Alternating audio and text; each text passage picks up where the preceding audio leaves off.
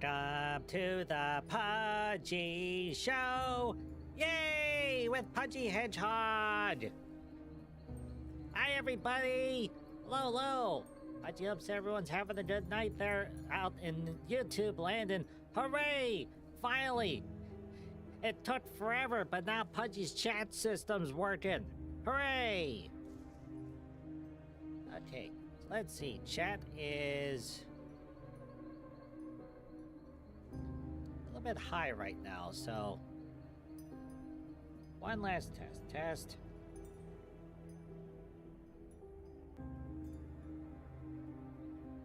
Uh-oh. Where'd it go?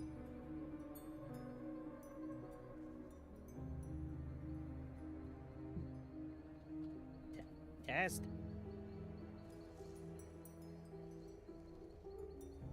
Ah, there we go.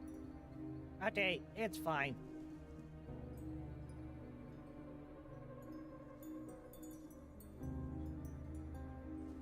Pudgy's very glad to see everybody tonight. Thank you very much for coming to the Pudgy Show. It was a nice, warm, sunshiny day. Then it rained, and then it got cold out, and then the sun came back, and it finally warmed up. So at least that, Pudgy hopes it stops raining. I mean, it's good when it does rain. That way, it benefits all Pudgy, Pudgy's farmer friends.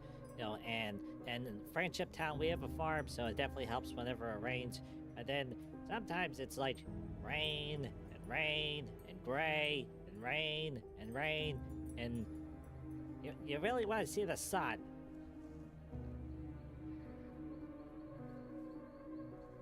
Of course, that's the thing, everybody. Sun comes out, it gets hot, everyone's like, ah, it's so hot, and everyone starts to complain. On the plus side, that means you get to jump in the river. Yeah, the Pudgy gets to splash around. Splash, splash. Okay, on tonight's show, Pudgy's gonna be playing the game called Mercury Abbey. Mercury Abbey is a puzzle game. It's also a... it is technically a horror game, but at the same time, it's not really a horror game. It's definitely a fantasy game. And there's a whole lot of reading in this game, so Pudgy made certain to have a big cup of water sitting off to the side, safely away from Pudgy's computer, so... Okay. Pudgy just needs to check something real quick here.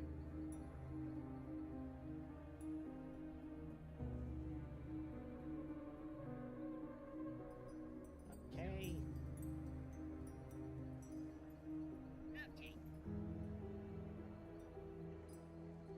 Alright, good. There's no voice dialogue in this game, so it's all music. The main thing is, is the music level too high for Pudgy? And so far, no. So, alright, let's get going. Alright, so press any key to start. Now, originally, Pudgy was playing this over on Twitch, and Pudgy played it, probably over a year or so ago, so Pudgy has no idea where the story is anymore. And hi, Legatus! Hello, hello! Pudgy's very glad to see you. Pudgy Hud! Hud, Hud, Hud, Hud, Hud, Hud, Hud! Yay! Welcome! How are you doing tonight? Pudgy hopes you're having a good day, /night, /morning, whatever the case may be. Alright, so let's see. We're gonna do a new game. Alright, confirm, new game. And see, this is another sign of a good game, because as soon as you start, it says, hey Pudgy, here's how you play the game. Okay, so, start.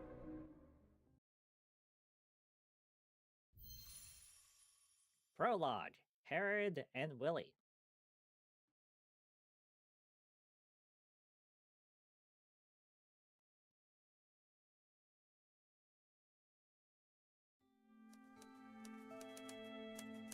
On a warm fall afternoon, the smell of the city baked by the sun squeezes through the windows of the Hall's residence as downtown is bustling with people enjoying the fair weather.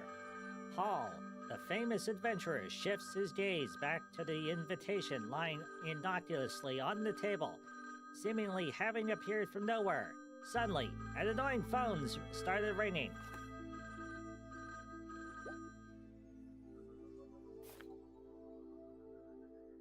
Herod, what perfect timing. Who could it be calling at a time like this?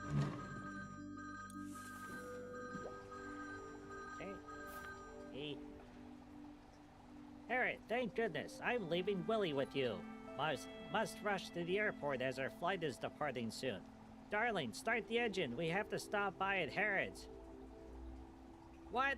Leaving him with me again? Can't you send him to daycare or something? Of course not. That's no good for a child's development. They need to be with their family. What they need is their parents, not their uncle. Aren't you looking for inspiration? He's perfect for it. You know, kids, always full of imagination. Don't worry, we're setting off now and we'll be with you right away. My book isn't finished yet. I really can't. Beep. Great. Let's develop Miss Letty's photo in the darkroom first before the little guy gets here. She's asked me several times after all. Okay. Alright, we gotta go to the darkroom. Alright, that's the desk. That's the kitchen. You know what? Maybe we should put some pants on. Okay.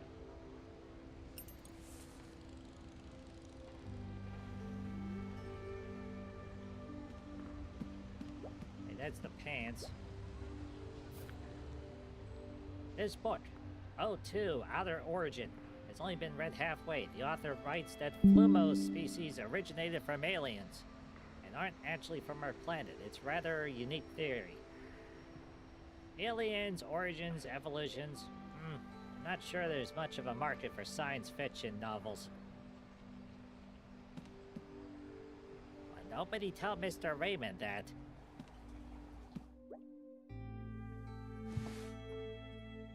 Desk. Oh, there's the bolo tie. Okay.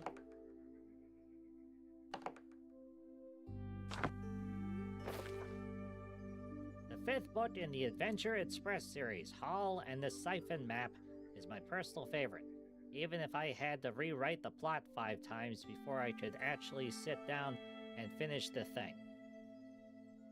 An extract from page 35. The leaves of the south are large and heavy.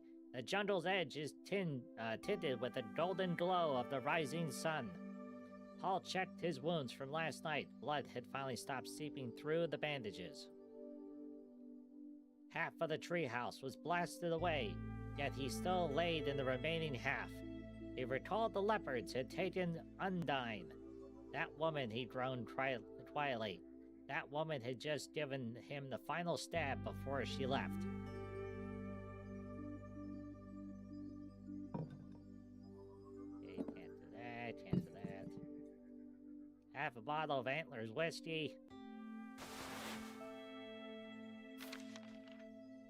Grind Teeth Times, page 1, September 22nd. Actress Miranda apologizes. Victim refuses to settle. After her assault charges were made public, famous actress Miranda proposed a reconciliation request but was rejected. It is reported that many movies featuring the actress has since been postponed, and she may be facing lawsuits. Oh. Wool Act passed today. A new law decrees sheep citizens must adhere to wool growth guidelines. Wool trimming shall only take place at designated locations, and it must be authorized. Additionally, related sales activity will be classified as a criminal offense. The courts have seen mass protests since this ruling, with many citizens openly expressing discontent. On the Ball Masters Tournament. B&W Pattern lose to Iron Hoof. Iron Hoof defeated B&W and Pattern with a score of 56-48, winning the final match and becoming the grand champion. Sleepless Sheep. Discussion on the spread of modern insomnia. Senior hypnotist Mr. Sidney has been researching insomnia for many years and published many articles regarding the matter in scientific journals such as Rainforest and Omnivorous Pictorial. He is appealing to the public to pay attention to insomniacs and advocating for healthier lifestyles. Okay. Okay.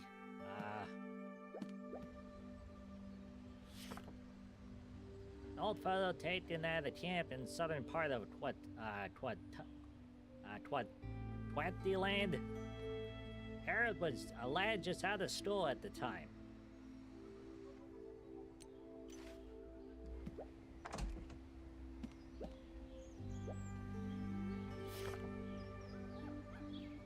This is Buck's manuscript. He asked me to check it for him. This guy's writing style is more complex than I thought, but the type of story I didn't expect it to read like this at all. Hi, FKHC! Oh, you're off of work tomorrow. Good. Definitely sleep in. Sleepy days are really good for days off. Light dreams, light love, by Buck. First draft. In fact, Mr. Hunter was not your average hyena. His stalwart face, stoic black eyes, strong mane, and cynical frown set him apart from the rest. Boldari gazed at him, lost in thoughts of stealing a hot kiss from his lips. Touching his strong arms. What's wrong with me? She quickly looked away, but soon peeked over the card table again. Tears welled up in Boldari's eyes. Her heart was dead. Completely dead. It had all been a mistake. Ever since that fateful tea party, her life had been derailed by that man. In the days that followed, she gave up socializing altogether and spent her days despairing in the garden. Mr. and Mrs. David thought their daughter had fallen into deep canine distemper and asked Boldari's cousin to fetch a doctor from the Great Creek. Oh. Hi, Brandon! Hugs for FTHC and Brandon! Hud. Yay! Oh, wait. There's the dark room. Okay. Kitchen. Oh, there's the top. Okay. Finally got my suit together. Time to change and comb my curls. Okay. Well, okay, let's see. Printing station.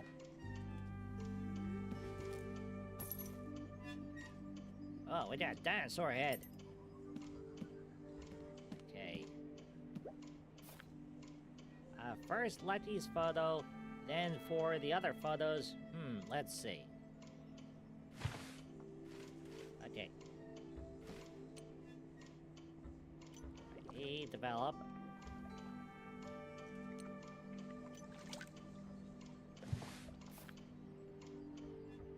This was Letty's disguise when she investigated the Moe's paper mill. At the time, she told me it was a glamour shot, although I'm not sure glamour is the right word here. Is she dressed up as a homeless person? She is sure going all out to investigate that factory. Knock. Of course, he's already here. I should have known.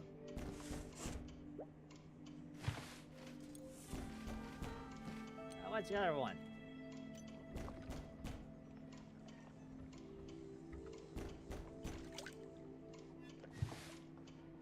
Not sure what Willie was doing with his camera when he took the photo. It was a day of a distant relative's wedding, and he surprisingly got the bouquet thrown by the bride in the shot.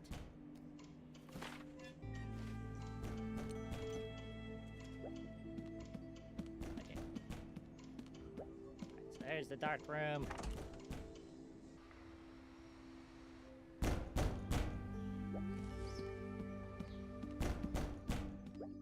Where's the mirror?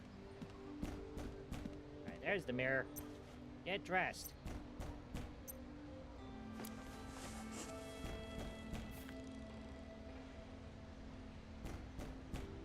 Who's this handsome gentleman in the mirror? Ah, it's me.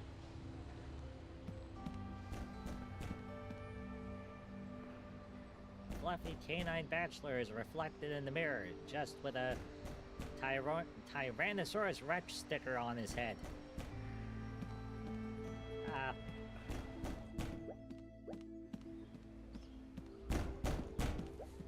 Pudgy's coming!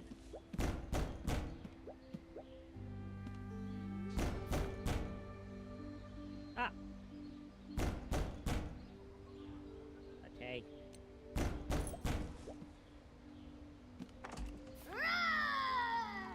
Rawr! I'm a T-Rex!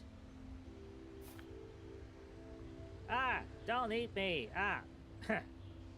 How was that performance, director? Where's your mother gone this time? Who knows, Tut-Tut. And I'm stuck with you again. This is so lame. Oh, how I miss the old days when you were always begging me to tell you adventure stories. You couldn't get enough of them. You used to be so cute back then.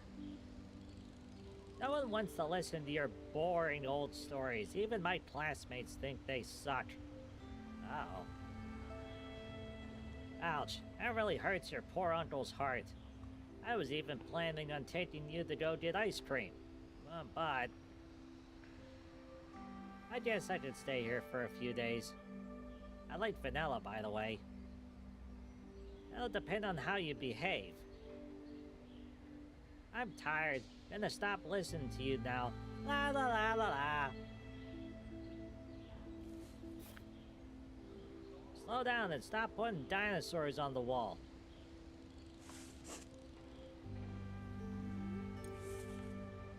Okay.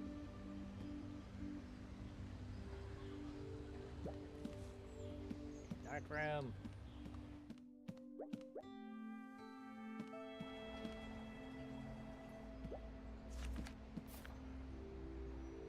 Your uncle's Adventure Express series has 2 new books, Hall and the Amnesiac Hummingbird, and Hall and the Atypical Script. Want me to read them to you? I'm not a little kid anymore, I can read it myself.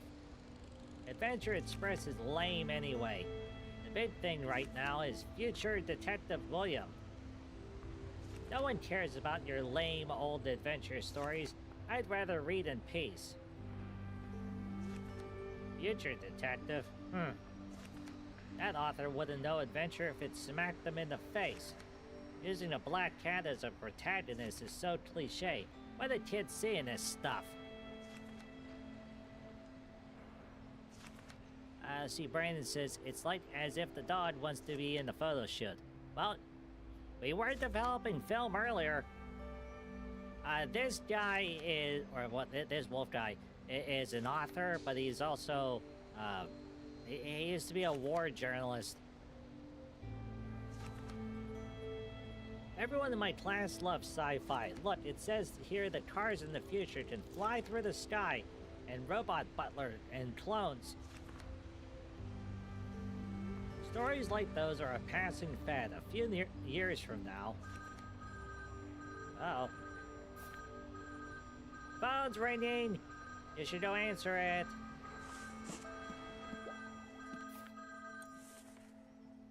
Hello? Hello, huh? Did I get through? So, bad news, your draft's been canned again, and the boss ain't happy. He wants to see something different, you know. Plus, the sales of your last Adventure Express are doing so terribly that we built a coffee table for the office out of the leftover stock. It's the 3rd edition already. I barely slept in any last night. You should try something more mainstream. Maybe some soppy romance thing. I would sooner perish.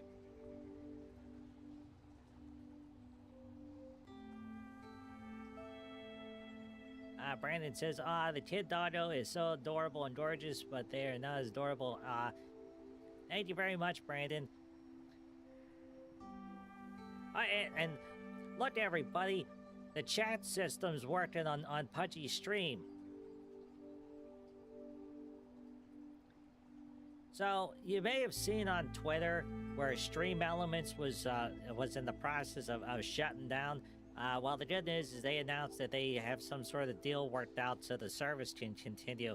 But behind the scenes here at the Pudgy Show, Pudgy and Pudgy's legal friend Cobalt, we completely deactivated all the Stream Elements stuff and switched it over to Stream Labs.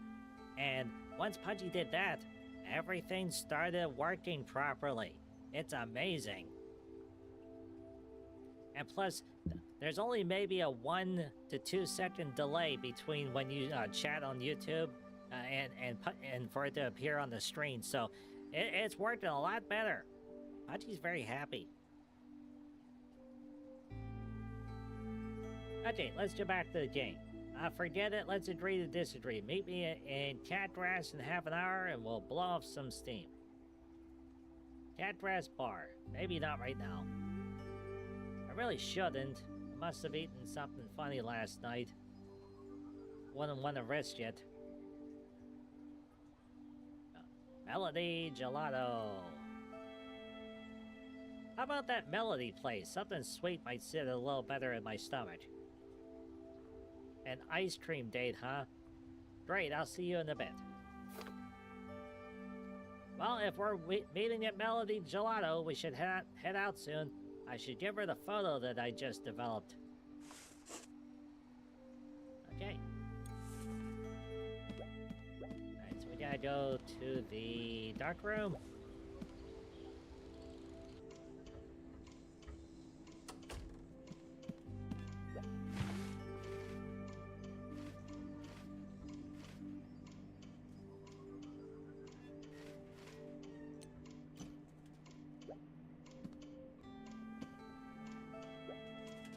Printing station.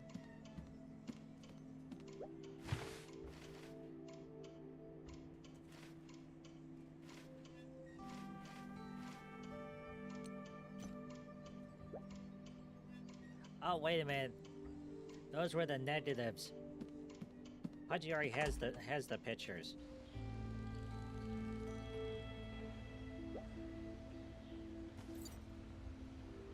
Oh wait, that's not it. Tab. So we got a notebook with the everything that's running right now. Yeah, it's in the menu system.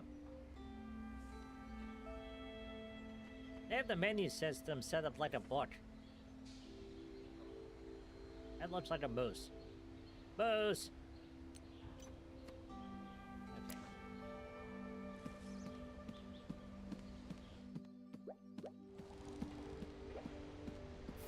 Willie, what should I ask about?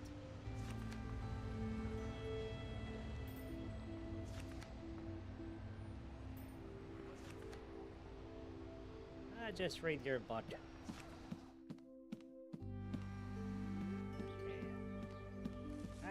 Okay, dark room. Go outside. Leave the apartment. Leave the apartment. Come on, Willie! It's time to go!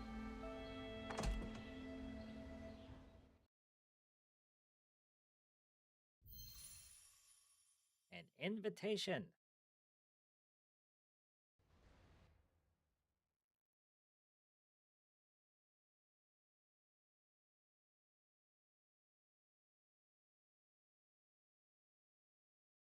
When Pudgy first got this game and installed it,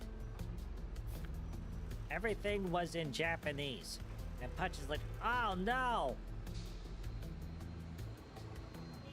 But the good news is that the first time you load the game, it comes up in Japanese, then you have to close the game and then reopen it. And when you do that, it synchronizes with your Steam account. So whatever your default language is in Steam, it synchronizes. Okay. Shift to switch movement methods. Okay. Moonrise Avenue.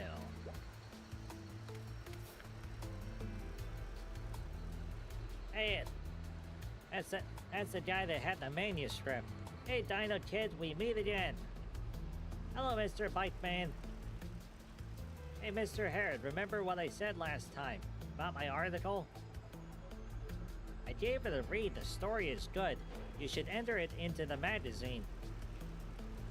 Shh, please, keep it down. I don't want to. If Zachary and do, they don't make fun of me. Don't worry, I'll keep it on a need-to-know basis.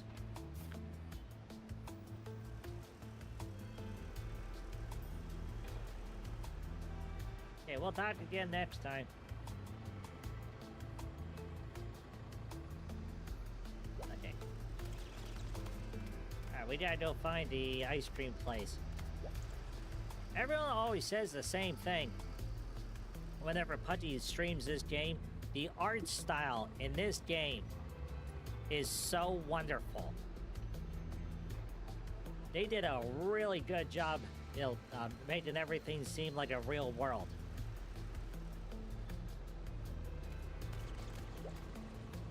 Magician poster. Okay, here we go. Melody Gelato.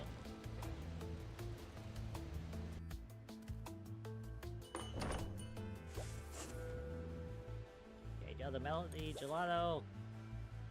There's Lucky. Long time no see, and who's this cute little guy?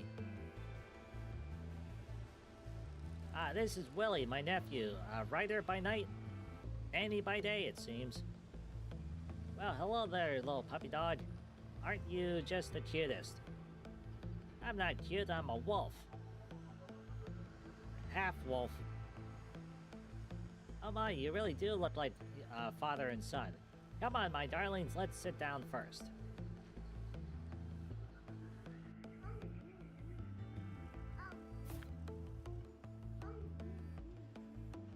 Amazing, you really did order the largest size of the Dreamy Comet banana boat.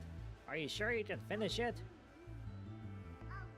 Ice cream doesn't fill your stomach, it's just sugar and milk. Leave him to it. He's gonna have diarrhea tonight anyway. Before I forget, I developed your last photo. Here. So, what does the grubby raccoon have to say this time? First of all, as the director of the publishing house, he's our boss, so have some respect. And secondly, he's a raccoon dog, not a raccoon. You see, Mr. Herod, too many adventure novels have popped up in the last few years. The Old Lady Rocket series, the Tomb Raider Girl series. And who can forget the recent explosion of the Future Detective Williams series? I literally saw posters of it on my way here. Neon cityscapes, electric cars flying through the sky, a rough around the edges, ex-police changed his career to a detective pursuing a serial killer. They call this style cyberpunk.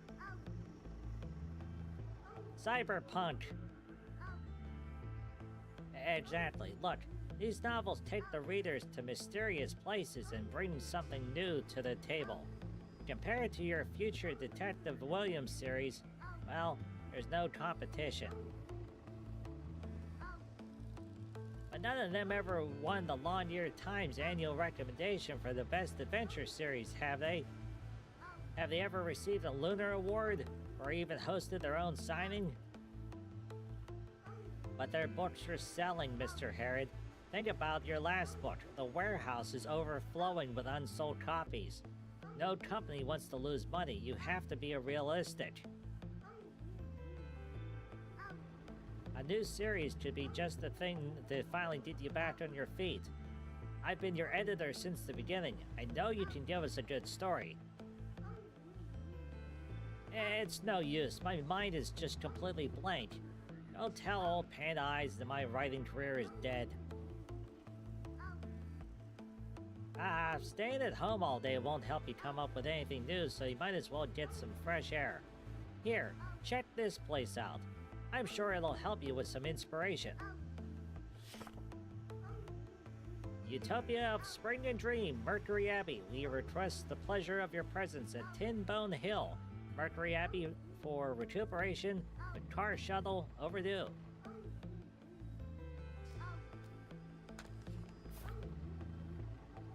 Sweet dreams? What is this stuff? Well, sweet dreams are made of cheese. Sweet dreams are made of cheese.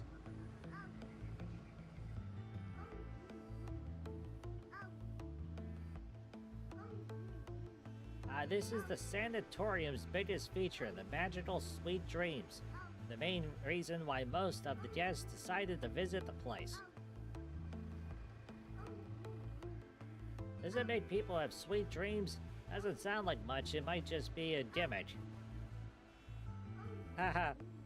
I've heard this stuff works wonders. Sweet dreams can spark inspiration.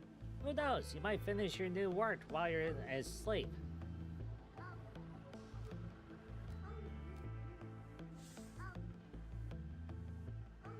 Sweet dreams. Details at... okay. Some people have mild side effects. Oh, great. Okay. Mercury Abbey. The name itself is already giving off a bad vibe. Stop messing around. It's deep in the mountains. The air is super fresh and the views are stunning, I hear. An ideal place to get away from it all. I have this little guy to take care of, and I don't have the money to. That's already been taken care of. Someone already prepaid for it. Besides, this invitation allows 2 guests, so you can take your little nephew with you. Alas, I thought the 2 of us could go together. What a pity. A beautiful editor and a washed-up author. What a perfect combination. That's a little harsh, but if it's free, I'll consider it.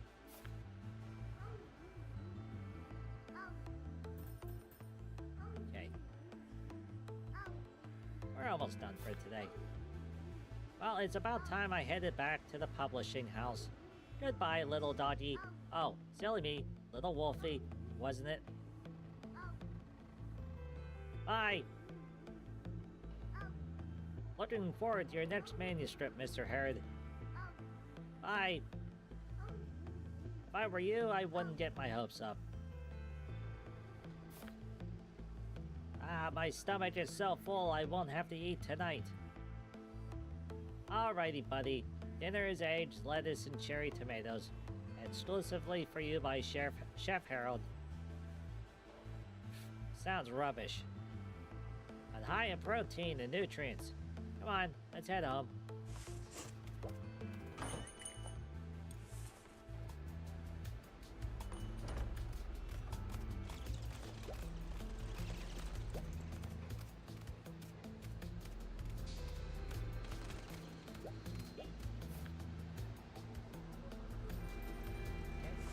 Enter the apartment.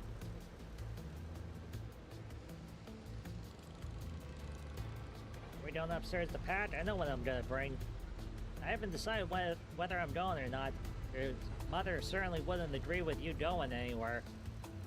You don't have to babysit me all the time. Don't you want to concentrate on writing?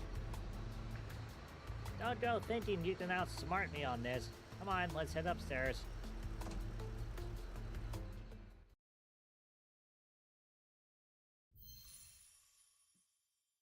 Midnight Stories of Tin Bone Hill.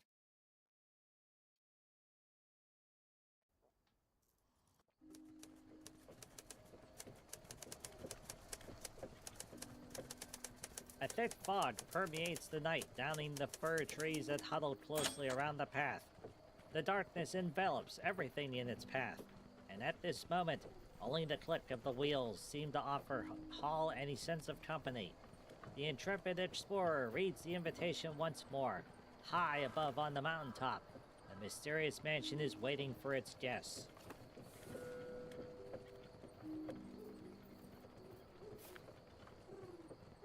Ah, it's fortunate our paths crossed here, or you've been walking for days. The kid ate too much ice cream and had terrible diarrhea, which made us miss the pickup. No, I didn't. I wasn't that bad. Besides, you lost your luggage. Goodbye to all my precious dinosaurs and my dinosaur armor. People around here say that life is like fish pie. If you burn one side, the other is probably no good either. Fortunately for us, our invitation to the Abbey was in my jacket pocket. Otherwise, we'd have been in deep trouble.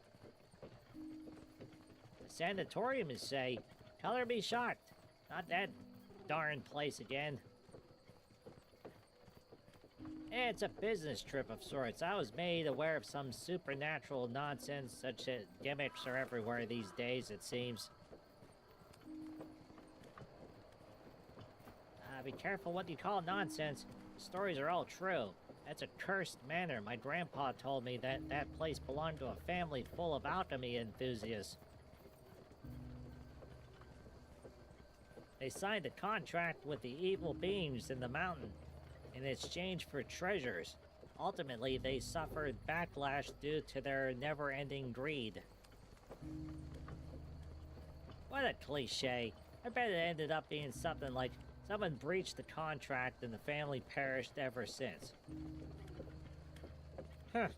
I knew you wouldn't believe it. Let me tell you. My grandpa actually saw those people with his own eyes.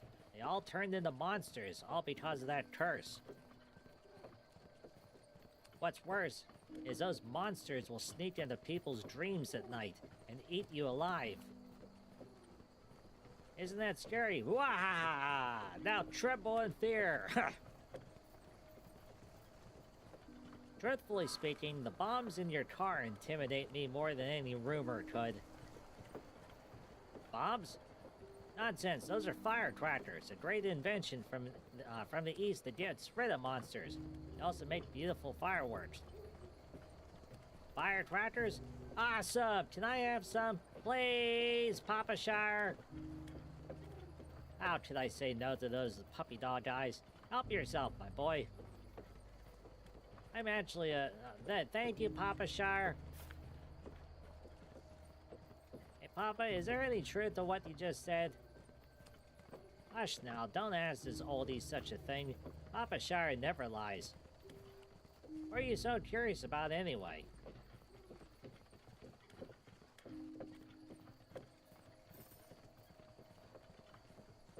Have you been to the sanatorium? Is there really something supernatural there?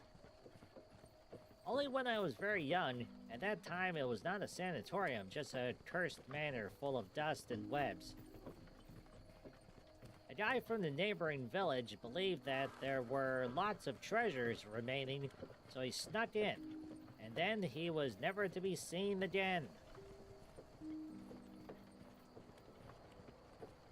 The entire village was horrified. No one dared to take a step into the manor, so they came to me.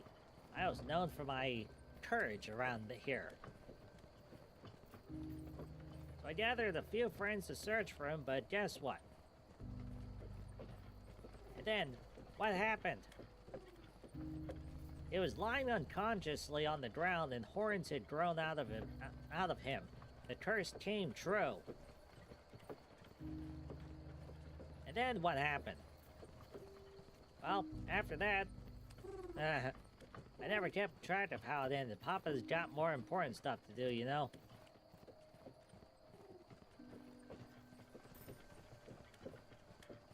Papa Shire, do firecrackers have special powers? Oops. Of course, my boy, some firecrackers can soar into the sky, and some can make a thunderous sound. Some are small, but powerful. Where are they from? Fire tractors were made to keep the monsters away. Ah, you drive through the forest alone because of the fire tractors. Exactly, so don't worry. No matter what monsters we may find, as long as you're in the cart, they won't dare approach.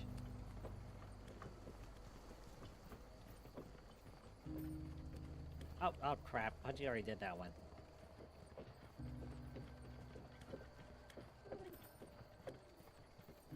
And I want to ask, I'm a little sleepy. Close your eyes, dear boy. We still have a long way to go yet.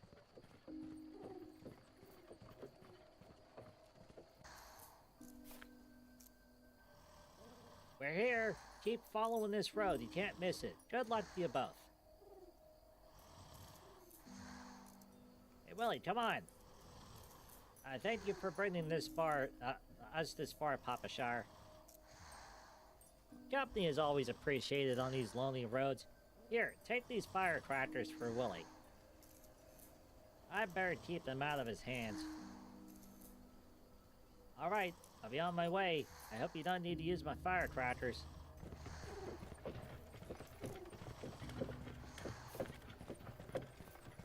Wake up, Willie. We're here, just the two of us now. I'm Hall.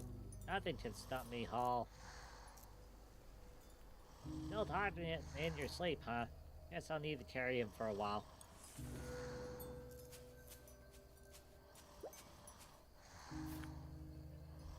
Okay, head up the ramp. Place should be up here.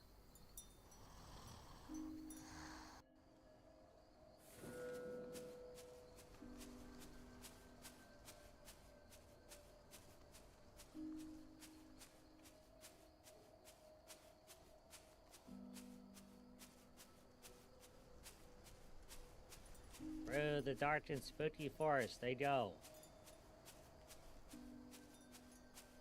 And why are there dream catchers in the trees? Giddy Games presents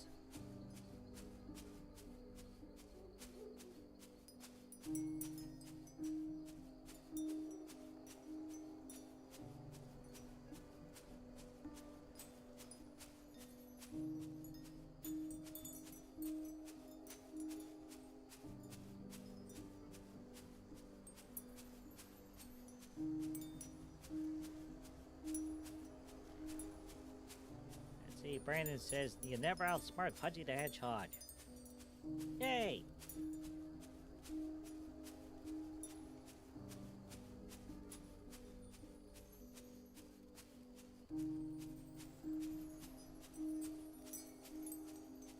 You know, Pudgy's been pushing the go right button this entire time.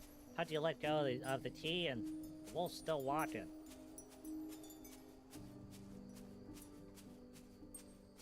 Mercury Abbey!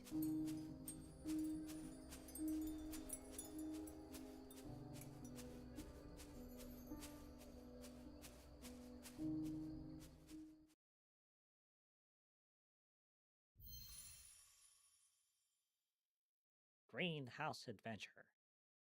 Dun dun dun.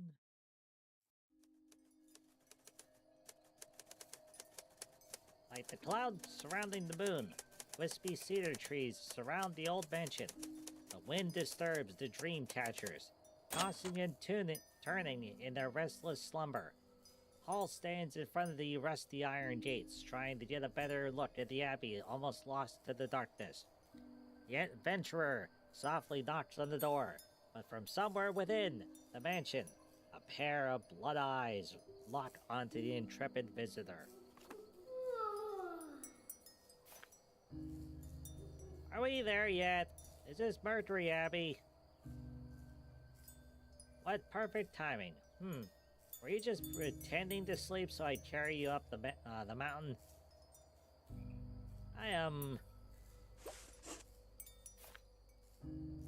What? The door's closed and no one's here. How bizarre. Come on, let's take a look.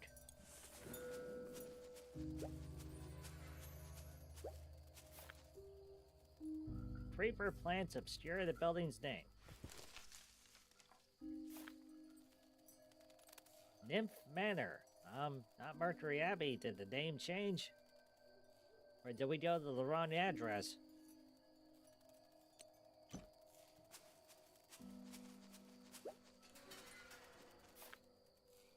No gate. It seems to be locked.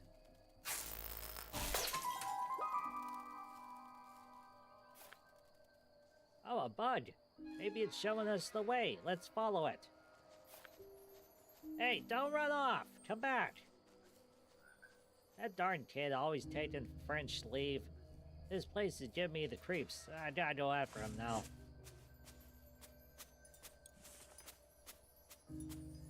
Yep, keep up with Willie.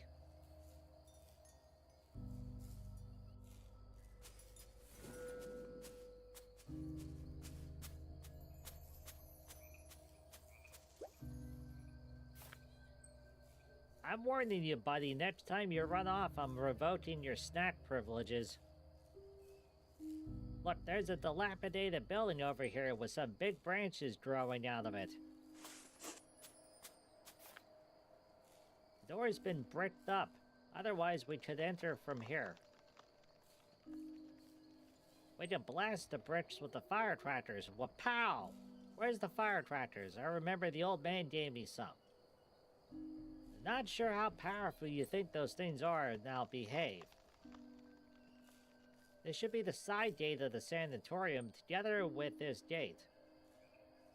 Let me see if there's another way in.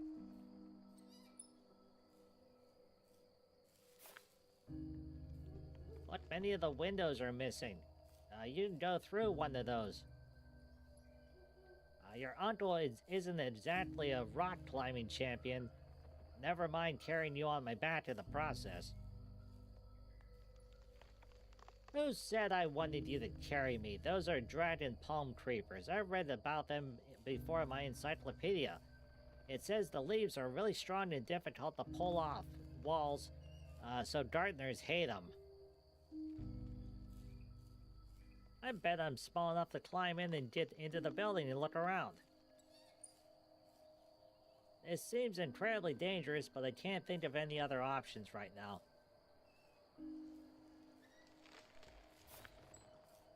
You go in then, look for a rope or something. Let it down for the from the broken window on the second floor. The one with the blanket over it. Got it. Don't underestimate me. Next up, Willie's solo performance.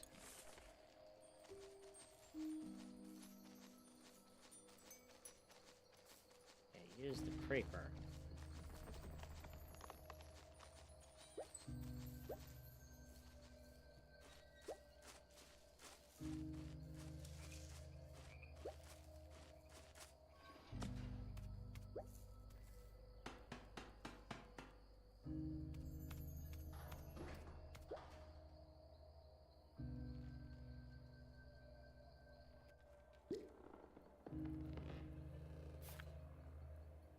Aha! Smooth entry! Wow, there's a lot of spider webs. There must be some monster spiders living here. Gotta be careful. What did Uncle Herod say? Find a rope, window on the second floor. Yeah, look for the rope.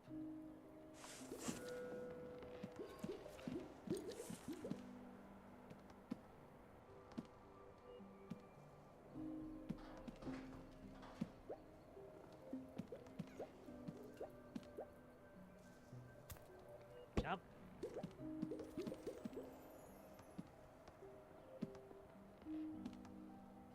Boing. Boing.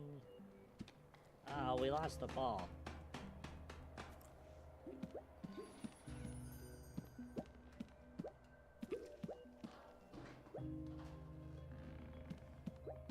Okay, that's the window.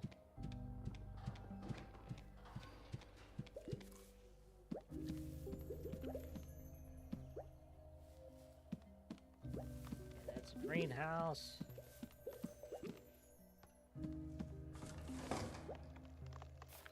Oh, gold coin. I could buy a lot of dinosaurs with these.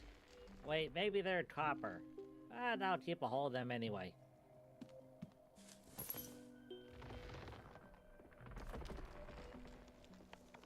Coin with a spider engraving. Looks very dangerous.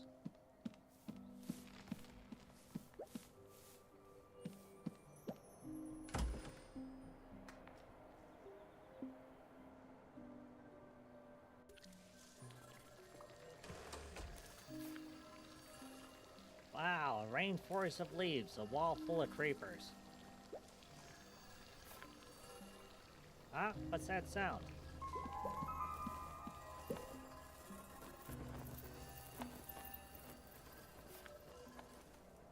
What's that, a firefly? Could it be a monster? There are monsters wandering around outside. I'm not afraid. A real adventurer isn't afraid of anything.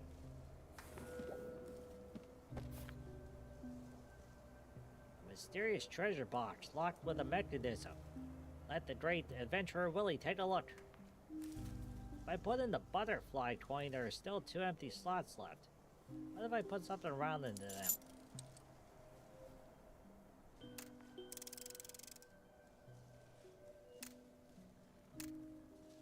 We still need the 3rd coin. Okay, there's the box.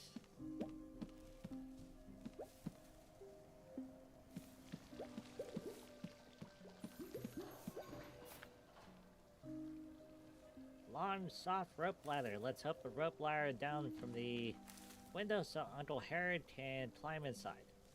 I need something sharp to cut the ladder free.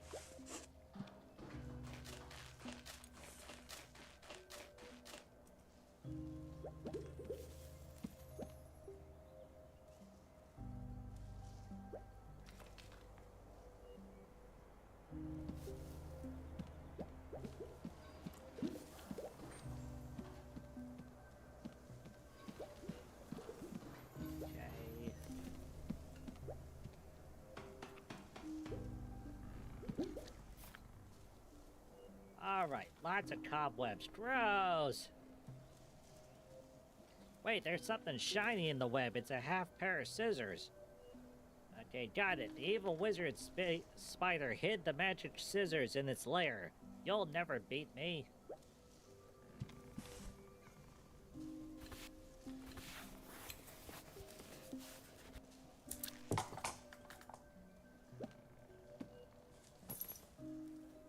Okay. But only half a pair of magic scissors won't do the job. Where's the other half?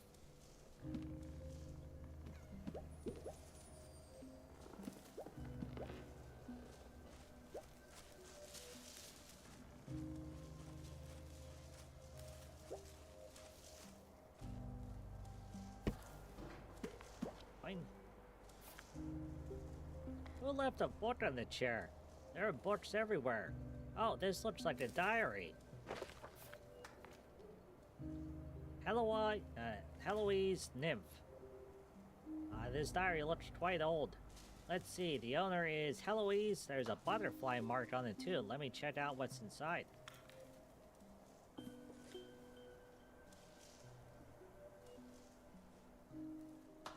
Interesting. Easy for Pudgy to say. One moment. Pudgy needs to take a drink of water.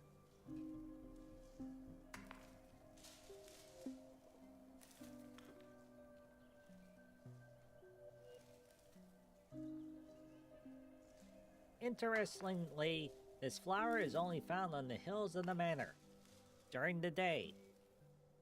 It seems no different to other plants, but at night it reveals a unique silvery shimmer. I looked through the library on the 2nd floor, and this flower was never recorded in Fenrir's botanical collection, so perhaps I'm the first to discover them. I've decided to name them after myself, Heloise Flower. Heloise Flower, what a nice name.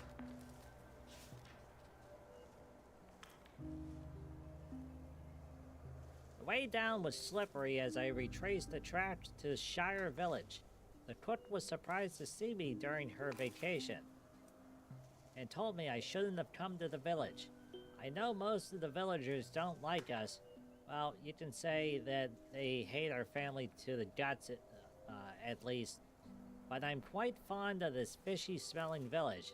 Its lively nature is a welcome change from the manor. The manor was too quiet. For a place that huge, only us 3 siblings and a handful of servants had lived there. Although shocked upon seeing me, the cook still showed me around at my request. I was exhausted by sunset and Due to my weakening condition, the torch sent me back before moonrise. Although Fenrir and Yorman may have taught me a lesson, I don't have a single regret.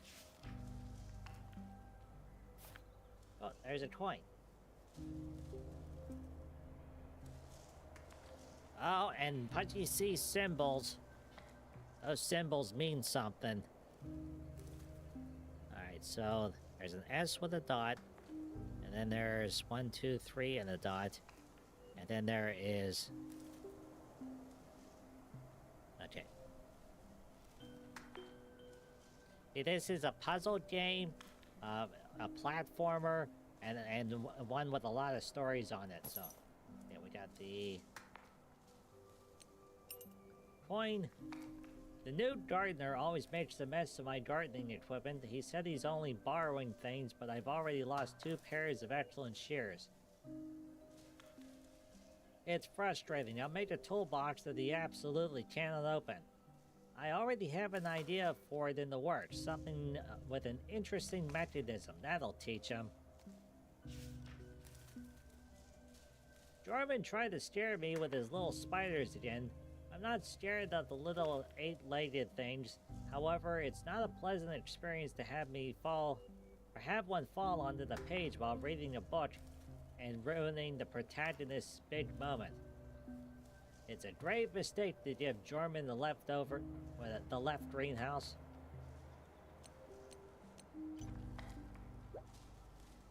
Okay.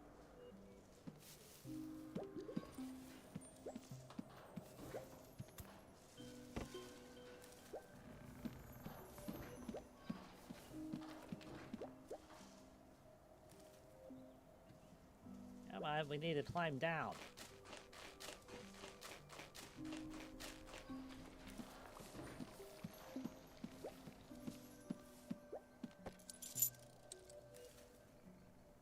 Okay, so we got the coins.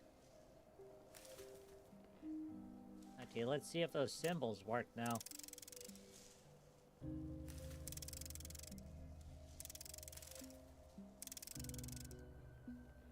Okay, S. We're looking for 3 with a dot. Ah. Success, just as one expected from me. Okay, half a pair of scissors. No, they must be the magic scissors to be locked in a treasure box.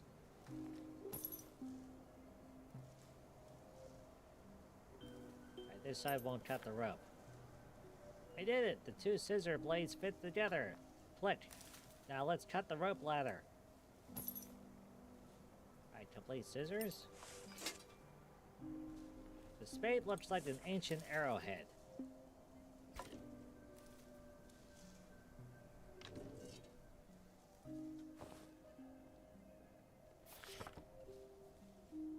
A nighttime forest song that depicts the interactions of creatures, hinting at subtle relationships. It sounds like a nursery rhyme. Owl, viper, frog, spider, and moth. Does have a nice ring to it. An owl perches on a branch. A snake glides through the grass. Frog sings in the pond. A spider spins in a dream web. In the quiet of night's shroud, moths chase the glimmer of light. Okay. Strange geometric patterns that look like some sort of passcode.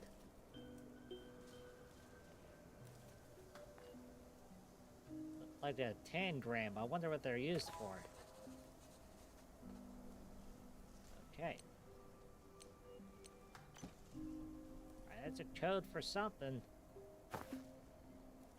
All blue gardening gloves with an orange lining. Okay.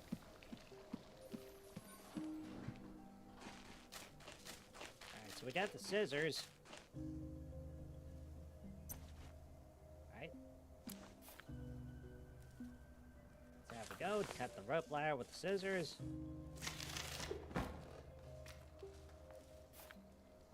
Oops, it fell. Looks like I have to find another way to get down.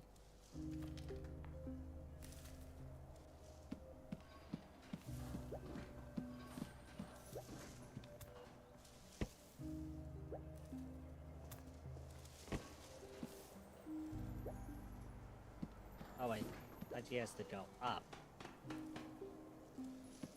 Up. Okay, then we can do the platforming and use the arbor vine to climb. Right, jump down, down.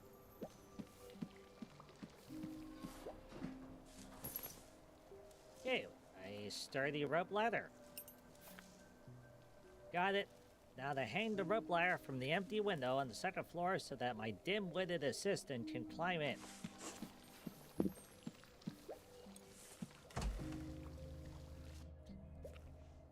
Boy, Willie's really rough on his uncle, isn't he?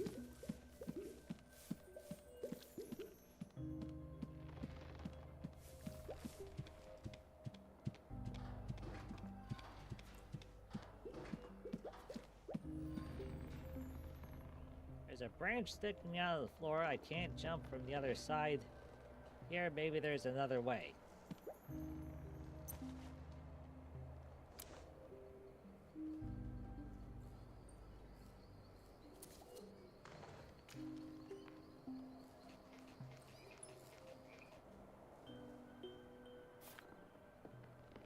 Just like that, I fixed the two blades together and cut the rope ladder. How's that? Only someone as brave and smart like me can accomplish a mission so tough. Well, well, what an adventure. If you think about it, you probably can cut rope ladders with just half a scissor. That was a really tough ladder. Only a pair of scissors can cut it. Honestly, you adults are the worst. You know nothing about it. Aha, fine. We better leave this place and look for the reception.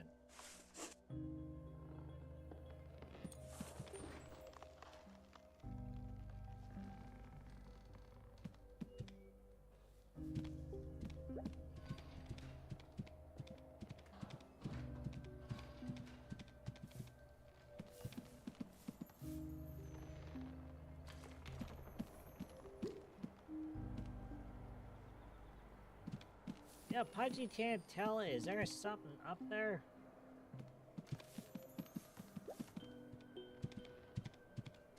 Ah, we got the time. Let's go upstairs.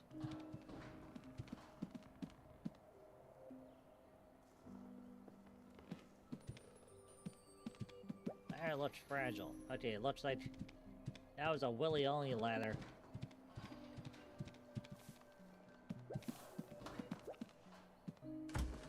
Okay, greenhouse.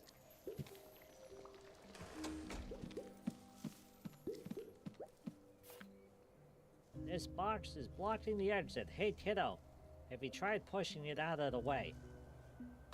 Are you kidding? You think this is something for someone my size? Don't worry. If you give up the sweets, you'll grow big and strong enough to push things like this someday.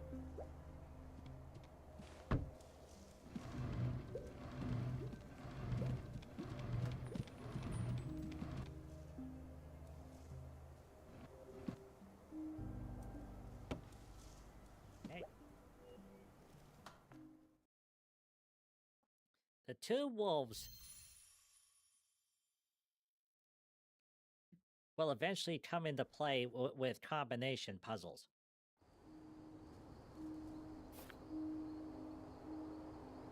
Thank you everybody for joining the Pudgy Show tonight. On tonight's show, Pudgy's playing Mercury Abbey. It is a... Okay, it's a platformer. It's a puzzle game. It's also a wonderful art style, spooky music, and lots of stories. So this is one of those story games. Herod, finally made it. Uncle Herod, I just saw something scary on the road. Don't run around if there are monsters, just follow behind me closely.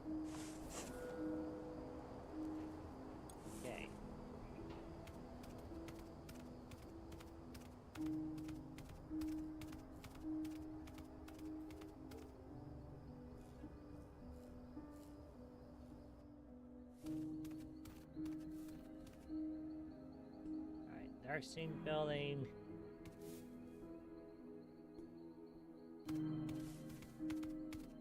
Okay.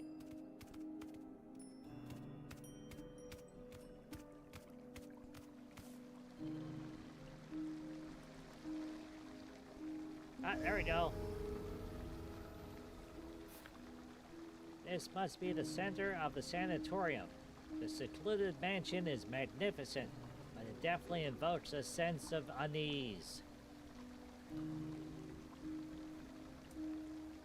See, Brandon says, how do you want Pudgy the Hedgehog to leave the game? Also, yeah, Willy Silly, if you eat spinach, you'll be like Popeye the Sailor Man. Wow, it looks just like the Haunted Mansion from Moon Sickle 2. We have to be careful. Remember what Papa Shire said about this place being haunted. He was totally stringing you along. Someone should be on duty on the first floor.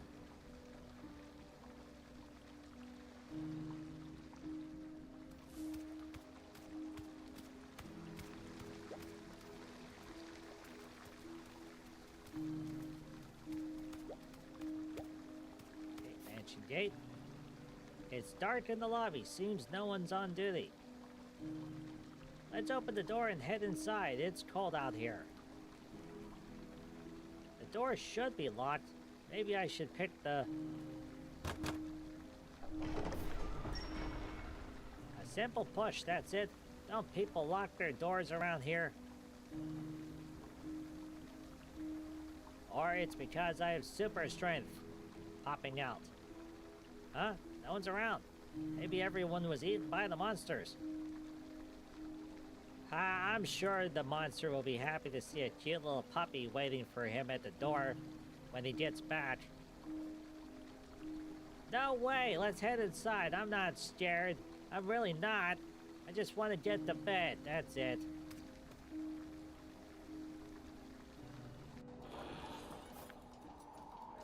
Oh, it looks like a huge hotel.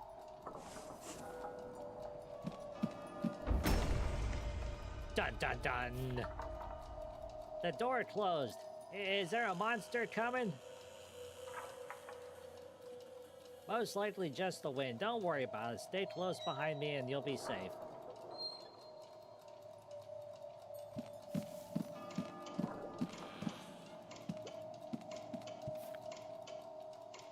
Not a single light in sight. It stands to reason that this kind of establishment would have staff on duty 24 hours a day. But there isn't anyone here. This must be a trap set by the monster. What if we just went home? Perhaps there's someone upstairs. Let's...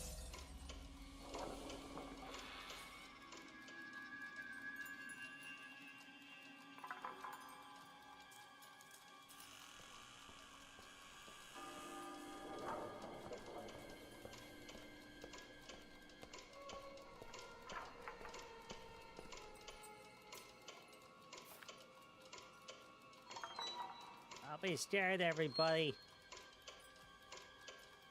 Splendid. It seems that our final guests have arrived. Well then, welcome to Mercury Abbey. Dun dun dun.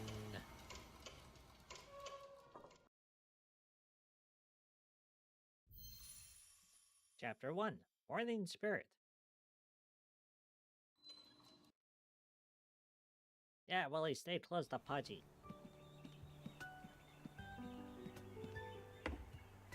Boing, boing, boing, boing. Rise and shine, Uncle Herod. Waity, waity, time to get up, come on.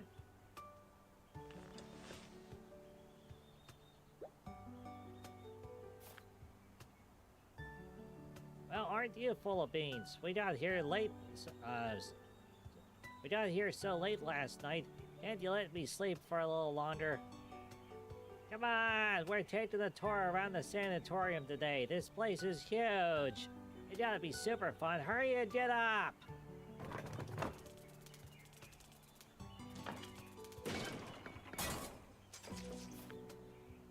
Look, a little spirit just climbed over the walls. What's that? A giant insect from the mountains? Or perhaps a gecko? It's behind the clock. Get up, Uncle Herod. Let's go catch that little spirit.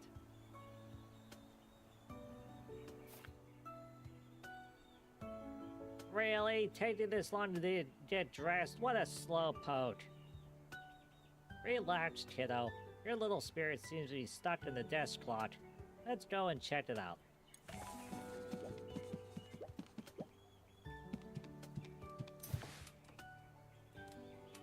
Huh, what a special clock. The numbers in the dial are all replaced with strange runes. I saw this pattern in the greenhouse last night. Mysterious runes. That must be something behind this sanatorium. Interesting indeed. Runes, the good old pal of adventure stories. Oh, might as well open up the dial and see the hands on the clock. The hands on the clock have stopped moving. Maybe the little guy is stuck between the cogs.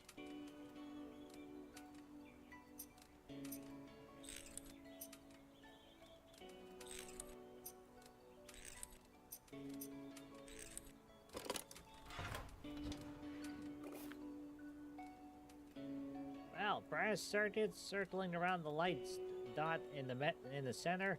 Seems like it was intentionally designed to be this way. Some kind of mechanical toy? I've seen a box with this kind of trick in the greenhouse last night. It needed 3 coins to open it, though. Yeah, this is a big house full of tricks. Uncle Herod, there might be secrets behind it. Very imaginative, buddy. Let's open it and see what secrets are hiding in here.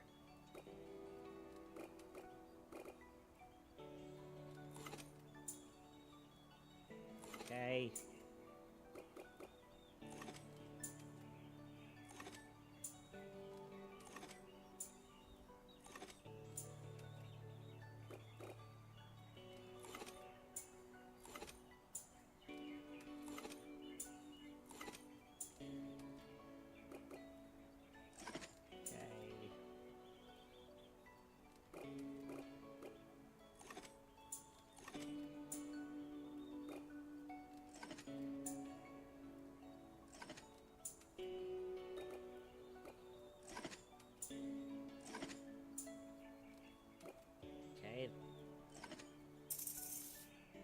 There we go.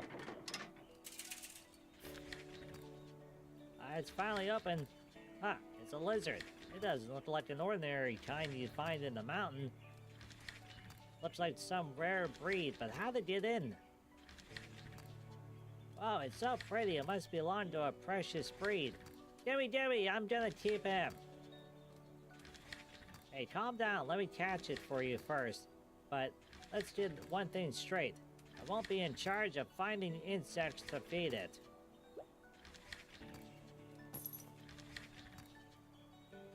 A lizard?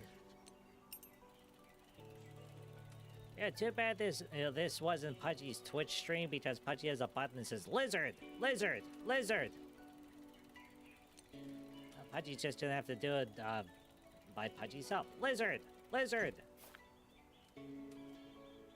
All done. The dial has been fitted. It has some interesting runes on top of it. Maybe I could use it in my next novel. Here, I'll jot it down. Aha! I'm so glad you know how to fix a clock. Otherwise, we might have to pay for it. This was not the morning workout I had in mind. Come on, let's go grab breakfast in the dining room.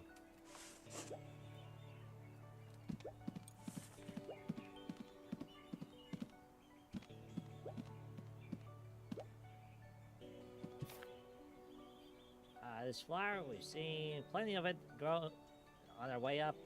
It gives off a faint glow after dark. Oh, me, I know! It's a Heloise flower. It's in the diary we found in the greenhouse last night. Talked about it. What a beautiful name. It must be a unique kind that only grows in the mountains. I'll pick one sometime and use it as a bookmark.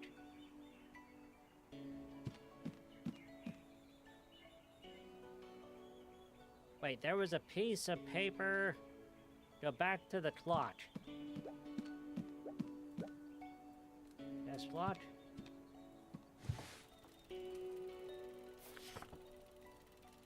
There's a piece of paper clipped to the on the journal. Heloise Nymph. It's a girl's name. Was she the owner of the manor? I wonder who's going to be the first to figure out the mechanism in this desk clock. Is it going to be Jorman or could it be Fenrir? I've replaced the 12 numbers on the dial with those ancient runes Fenrir's been working on. It's the perfect password. I might use it on some other things too. Jorman's obsessed with the left greenhouse lately and has completely ignored my existence. He's been fiddling with his little spiders non-stop. He used to hate spiders to his guts. I still remember how furious he was when they passed the spider emblem to him. Heloise, hang on. That diary we found in the greenhouse belonged to her. And those flowers are named after her, too. Judging by the contents here, she built this clock mechanism, too. The complexity of the techniques involved is so admirable. Good call, Brandon. Okay. Go outside.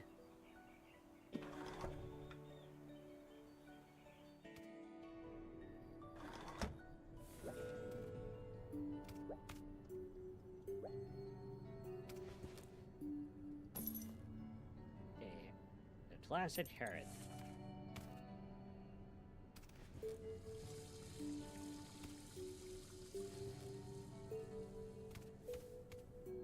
Bathroom.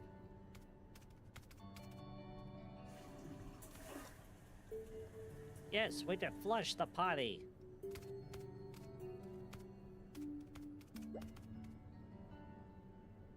Shutter, little table, mirror, pot of flour.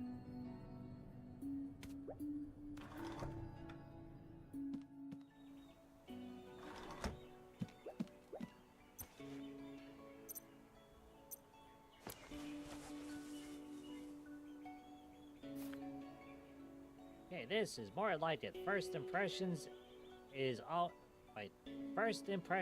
always important.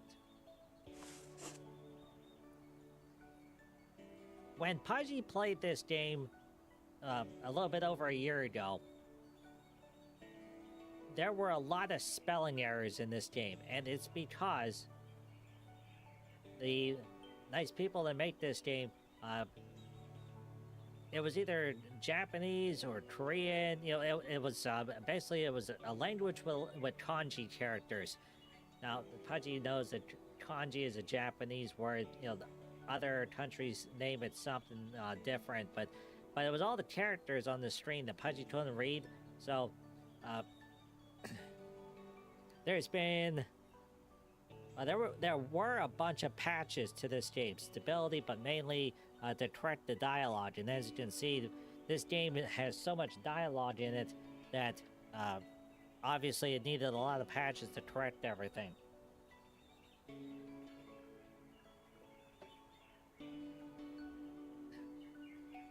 Pudgy's gonna take another sip of water. Okay. Alright, let's go outside, shall we? Leave for breakfast? Leave for breakfast. Come on, let's go downstairs for breakfast. Your poor uncle's stomach is growling.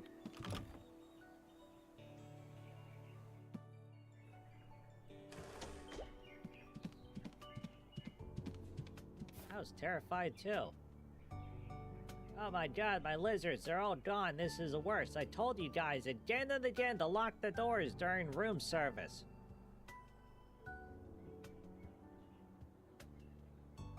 Something flew across the room while clinging to the floor. It was an absolute nightmare. All I could remember was it knocked over the cage, then the cloth went flying, and then... You broke my lizard cage, and I will file a complaint against you. Oh, my lizards, my good friends. Where have you gone? What happened, sir? The lizards you're talking about is... Ah! Good heavens! You scared me. Are you the guest who arrived last night? Good day to you. I'm Amy. I'm the one who cleaned your room. There's no time for your tedious introduction. Good gracious, all my baby lizards ran away. You better find them all right now. Yikes, I don't want to go. Those little things scared the life out of me. I couldn't even lay a finger on them. Great, Mr. Cat. You made the sheep lady cry.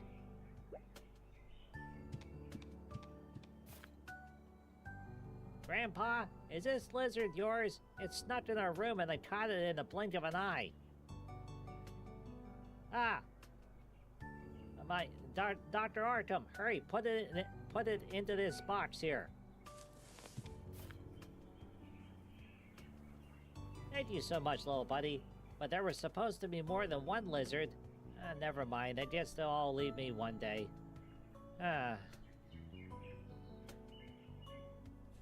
Don't be sad, Grandpa. You're in safe hands with Willie.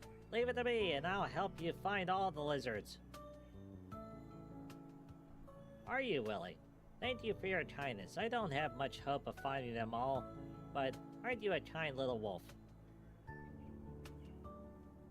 My name is, Rahimi. All my colleagues call me the old lizard. You can call me that too if you want. That's great. I can carry on with room service now that we found them. Hang on, where did my cloth go?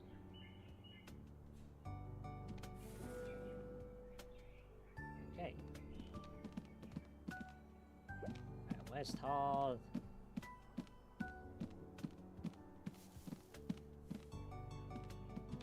Yeah, we can't go that way.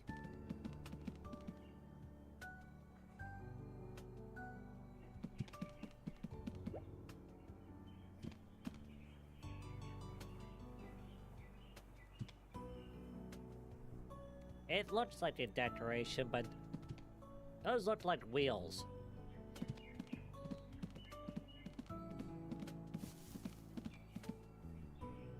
Okay.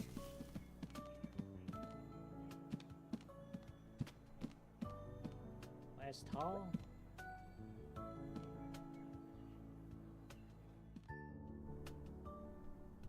Ah, okay, here we go. Corridor. Okay, staff passage.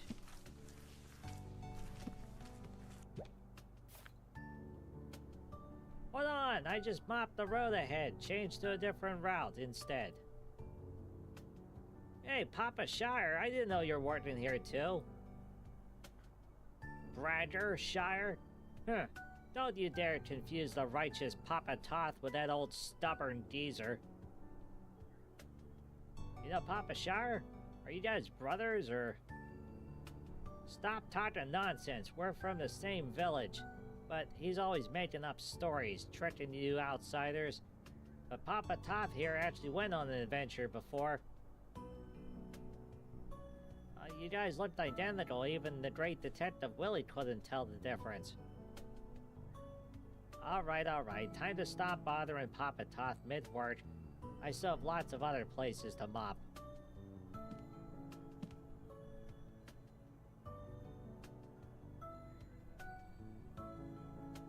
Okay.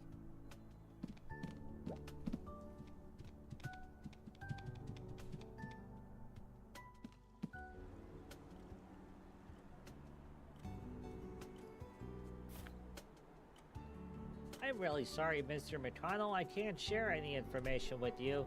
That's our guest privacy. Hey, come on, don't be so rigid. I'm only taking a look. Or perhaps you could tell me his full name.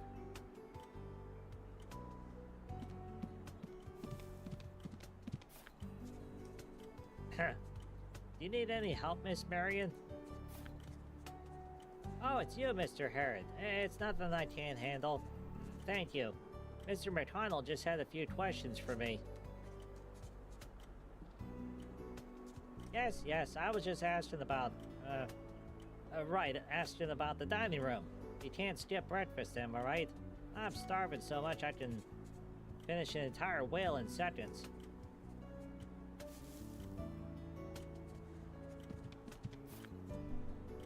Good morning, Mr. Harrod and little Willie. How was your sleep last night? It was great. My uncle even snored a little. By the way, thank you for tidying the room for us so late at night. That's part of our duty. Our shuttle bus waited for a while yesterday morning, but you weren't there. We thought you had canceled the retreat. All thanks to our little mate here for the unexpected check-in experience we had. I jumped a little too. I was busy preparing ketchup and then I panicked and broke the bottle, shattering the glass everywhere. Well, he thought there was a murder here and it was clinging onto my trousers. No way! It never happened. The great adventurer Willie is never afraid. I was only worried that you might be scared. Aren't you too precious? Oh right, breakfast has already started. The director will explain more in detail about the sanatorium later.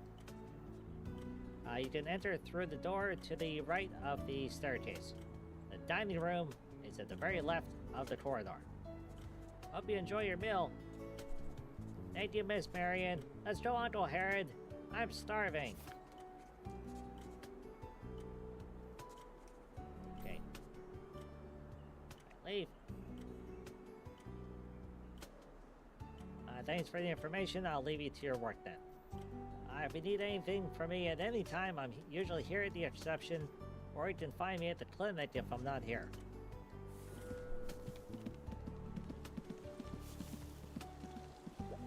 Alright. Corridor.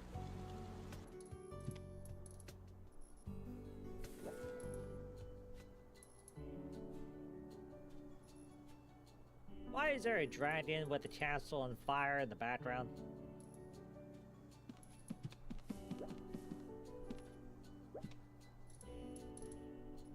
The statue of the warrior King Kagan, a remarkable ruler of Dolrazor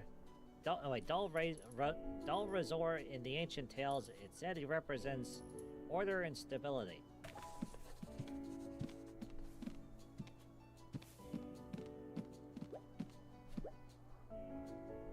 The painting on the wall illustrates a person in white robes standing in front of a forking path. It's probably based on the famous illusion, The Questioner at the Forking Path.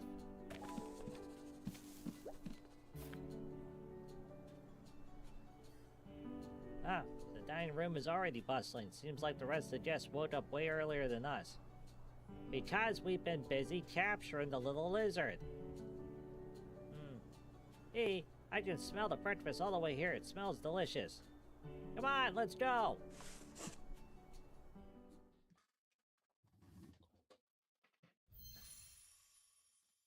Chapter 1. Sweet dreams are made of cheese.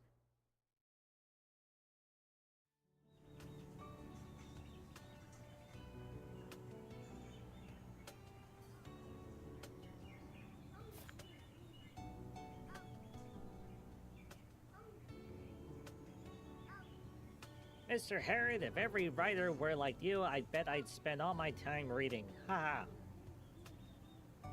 Miss Squire, could you please tell me about the legend in more detail?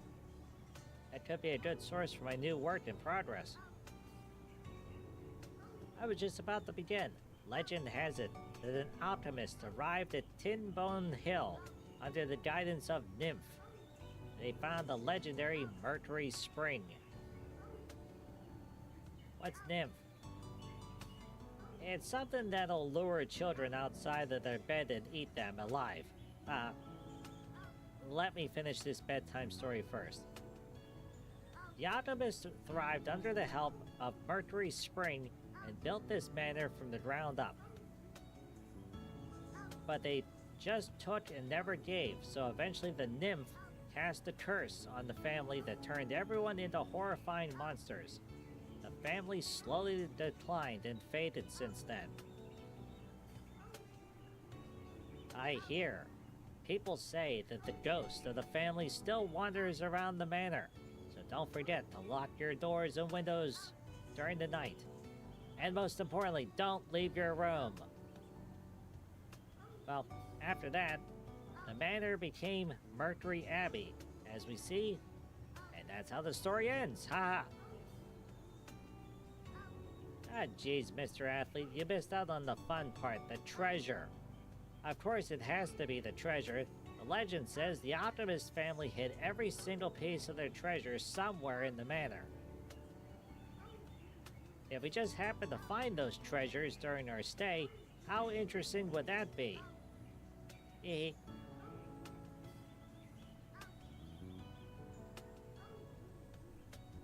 That's very cliche.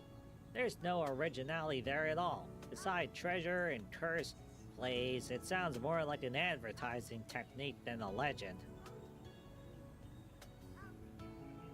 It seems like this story isn't your cup of tea then. Oh look, here comes the director. You'll like him for sure.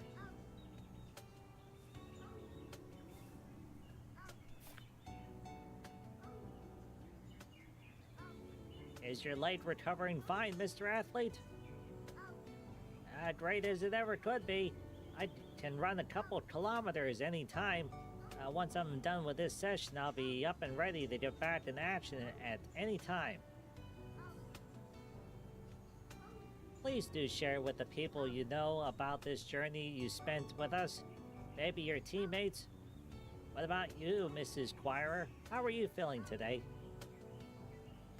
It's the same as before, Mr. Director. Speaking of it, we were just telling Mr. Herod about this place. All right, Mr. Herod, I was just looking for you.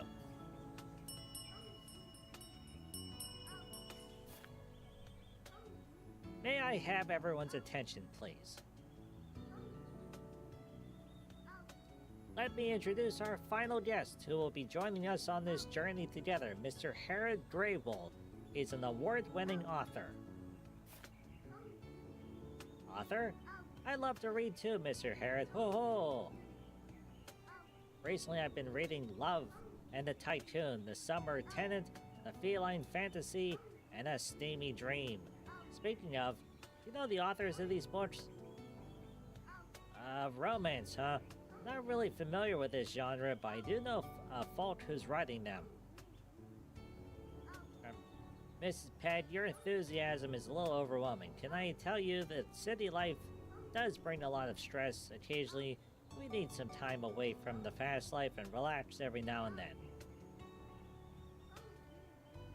Here at the land of the spring and good dreams, our specialty Sweet Dreams will lift away all the stress you brought with you, Mr. Herod. Allow me to introduce you to Mercury Abbey.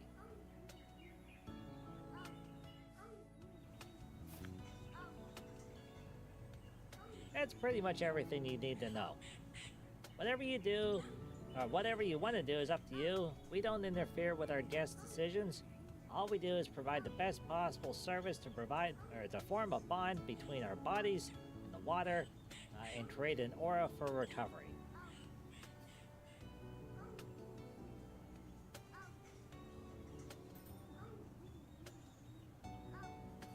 It seems some of the guests are quite familiar with the services. Have they been here before? Of course.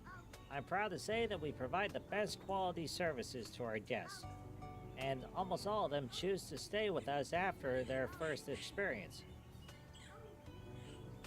And that's exactly why we are currently undergoing some expansion work.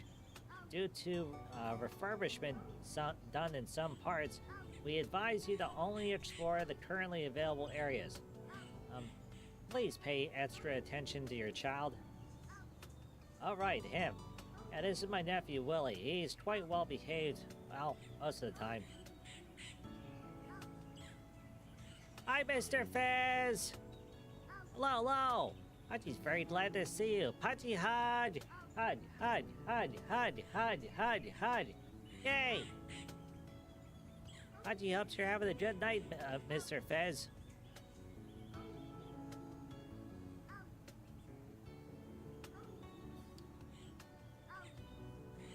On tonight's show, Pudgy is playing a game called Mercury Abbey. Mercury Abbey is it's an adventure game, point and click, got some platforming, got some puzzles. It's a really good story. It's about a wolf that's an author and his nephew as they go off on a grand adventure.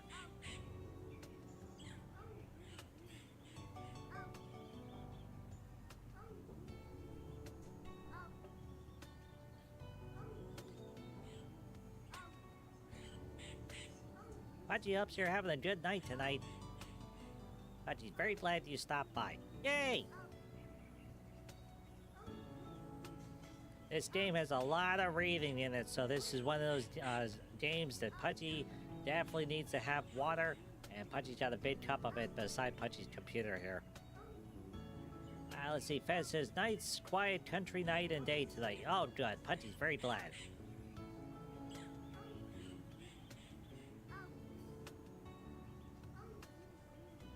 Okay, Willie. Hello, Mr. Director. I heard the other guests mention there are treasures here. Is that true? Haha, kiddo. That's merely a myth. Don't go to our restricted area searching for treasures. I heard you mention sweet dreams are made of cheese. Is that especially here? Yes, that's our unique program. Interesting. Is that not the reason why you're visiting? Well, I've heard a little, but I'm not too sure about its exact effects. Please believe me when I say its effect is beyond imagination. Ms. Marion will send sweet dreams to each of our guests on a nightly basis.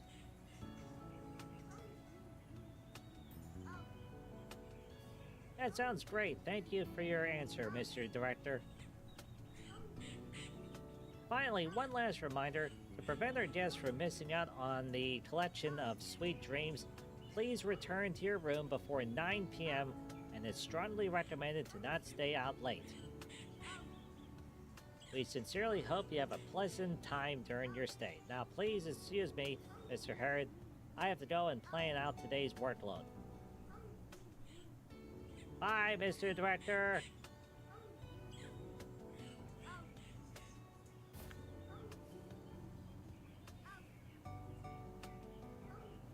There's too much pressure and disturbance back in the city. I have a hunch that I'll finish the script early this time. No pressure for me. This cake is so tasty. Much. Enjoy your childhood while you can. Soon you'll learn the preciousness of it. It's time for me to network with the other guests for a bit. You be a good boy and stay here with your desserts. Okay.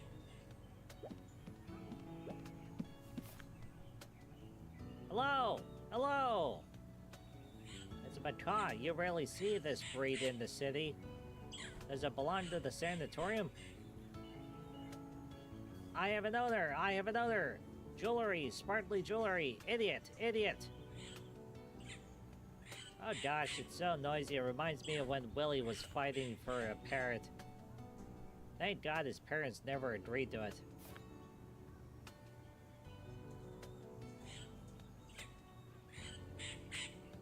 Well, that's a first. The parrot's got a secret. Alright, let's come back to play with the parrot later.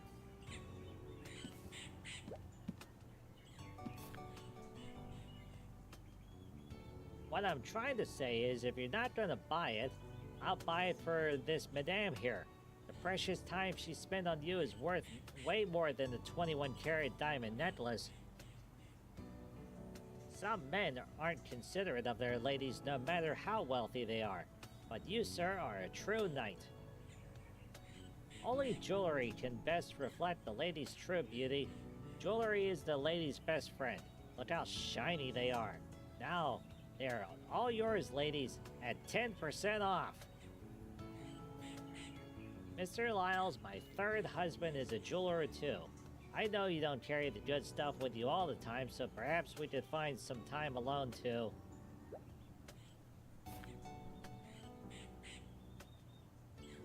Take a look at the violet sapphire necklace and the violet tourmaline turquoise bracelets. They are already priceless themselves. Oh, look who's here. The author I was just mentioning. Herod Greywool. He's here with his nephew. Look at how small and cute he is. Oh, Mr. Herod, the famous best-selling author. It's a pleasure to finally meet you. I've heard so much about you. Oh, isn't it wonderful, the art of words? I heard authors all have their own confidants. Come, take a look at my precious. I can't think of anyone who could turn them down. 25% off if you want to take them home with you. Okay.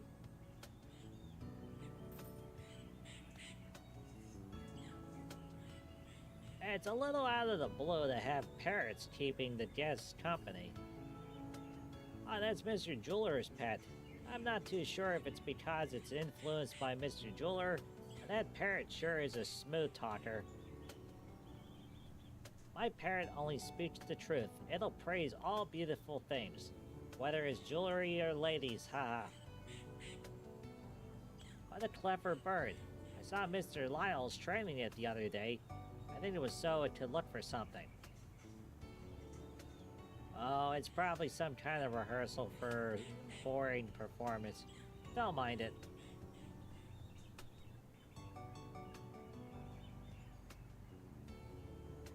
Using a pet to open up a topic and bring it closer to your customer. What a smart sales tactic.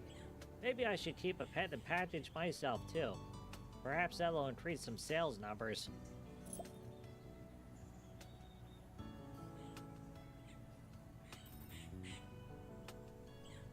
Mr. Herod, I do believe each piece of jewelry has its own destined owner. I trust someone you know may share the same idea. I do know someone who might like it. She's been looking after me all these years, all these time. A little error. And because of the sales lately, but fine, let me take a look.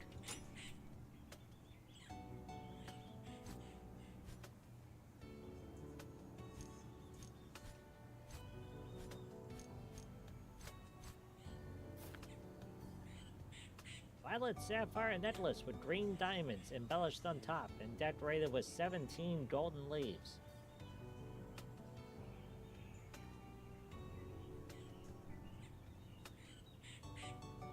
Ah, you know, that one looks good. I'll take this one. It's elegant, its radiance is beyond sunshine, and is perfect.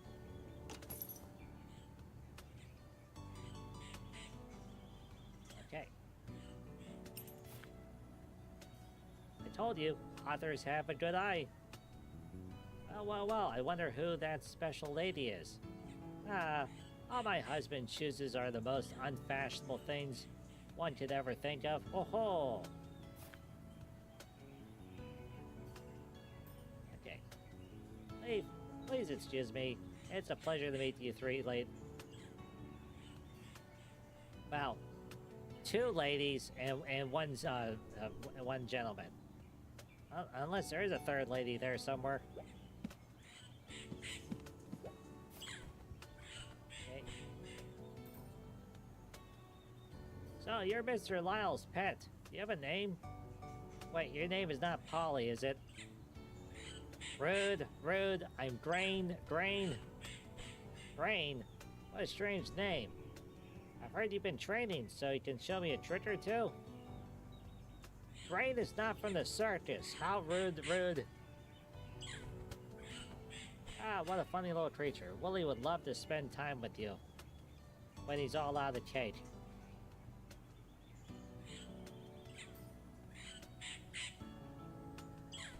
I was coming back and play with his parrot later. Okay.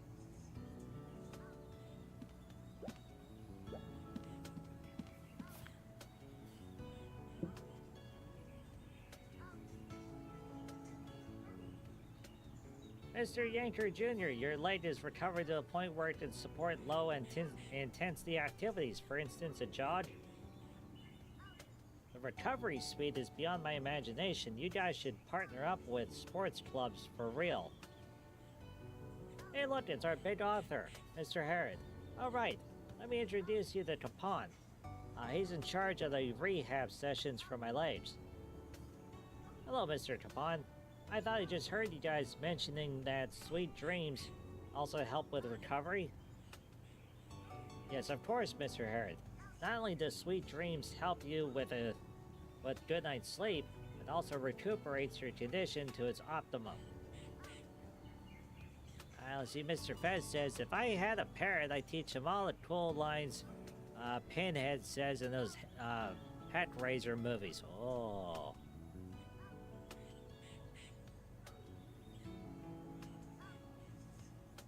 Darn it, I could have treated my back wound and made that important match during the playoffs if I only had known about this magic potion sooner.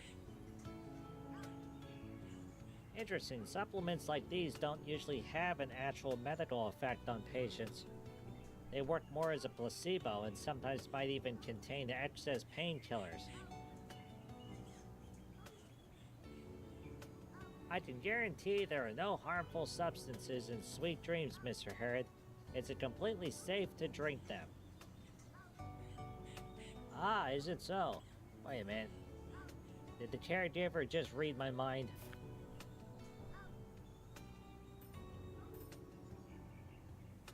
Okay.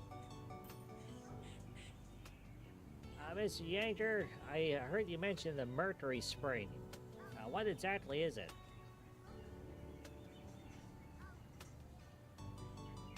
It seems the writer is quite interested in these legends, but unfortunately I've never seen it myself. It's the sanatorium's top secret. Legends always make for great publicity. Perhaps it doesn't even exist. No. The legend of the Mercury Spring has been told in Tin Bone Hill for ages.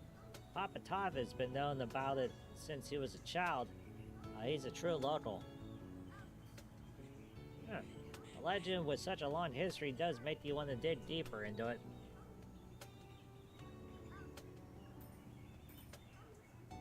What's Pawball? I never thought to meet a Pawball celebrity like yourself during the retreat. How lucky of me. Aha! I didn't think you were a Pawball fan. I can give you a signed t-shirt. How about the one I'm wearing? I'll take it off right now. No. That's too much trouble. We can talk more about it later. We still got a long way to go after all.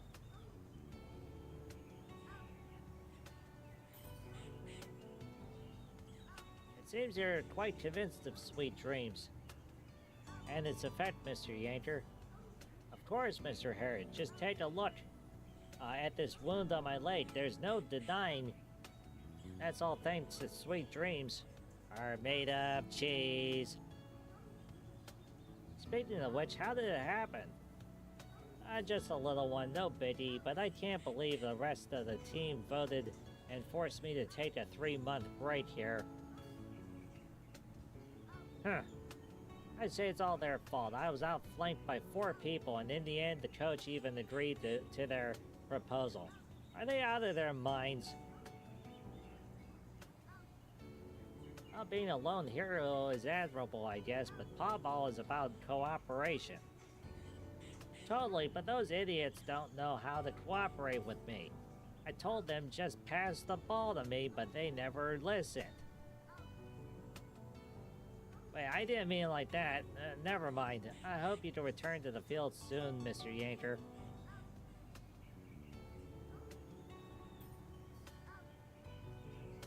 Let's talk more later. Okay. Hey, let's go for morning jogs in the garden sometime.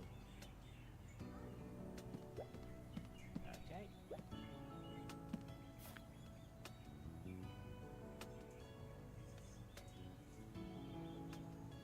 Lavorak-style porcelain, binaural suspension craft, might be a replica. You can confirm it by checking out the base.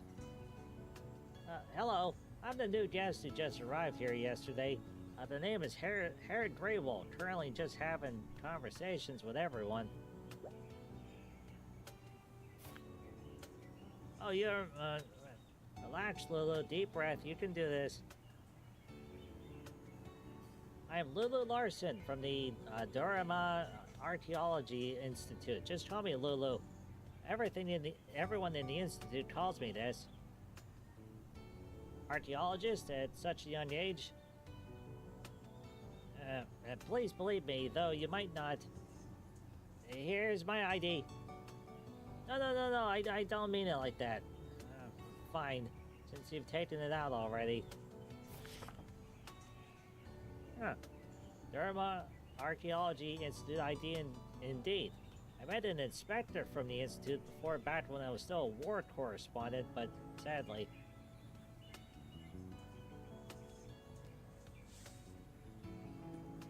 Okay. I never thought I'd bump into an inspector from the Durham Archaeology Institute here. This is like winning the lottery ticket. I mean, most of the times you guys don't go out into the public. I didn't want to show up here either. However, my mentor thought I was focusing too much on research and ignored my physical health. So he forced me to participate in this retreat.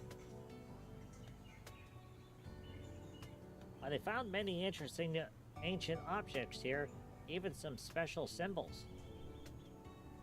I also found some symbols never before seen on the desk clock too. It looks like some kind of passcode. Yes, that one. They're scattered all around the place and look very similar to the ancient characters we were just excavated from nearby. This might be a big discovery. This might win me another medal. Then we'll become... I'm sorry. A little overwhelming. I tend to get excited when I talk about ancient objects. On the contrary, I think whatever you talk about is very interesting. You're helping me with my writer's block.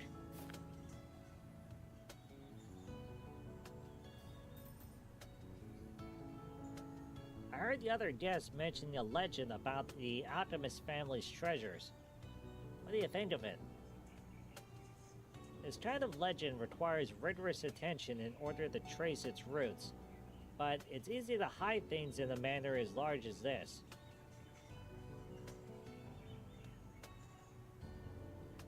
Perhaps there are treasures.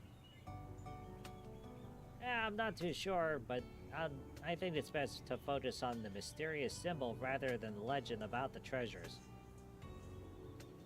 I wonder you're the inspector for the National Institute. Maybe I'll soon witness your big breakthrough. Thank you. I'll give it my best.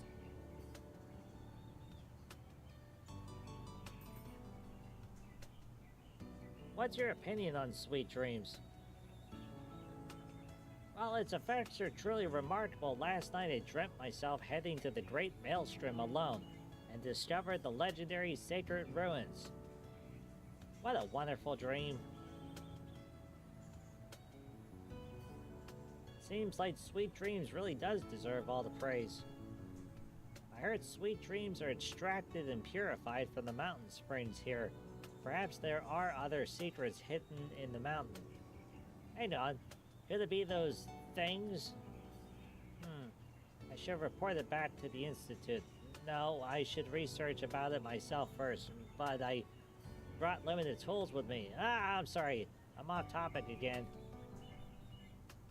That's fine. This is more how I imagine an archaeology inspector to be like. I'll leave you to it. Let's talk later. Okay.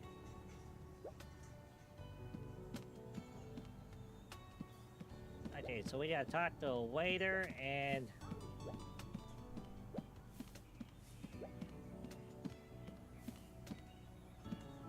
there's a fortune teller.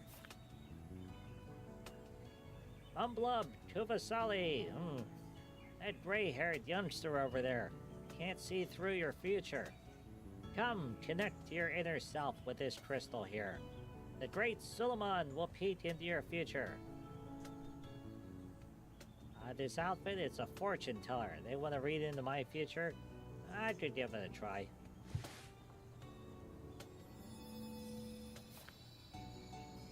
Come, gray-haired youngster, follow your heart and touch the rune. Let me look further into the future.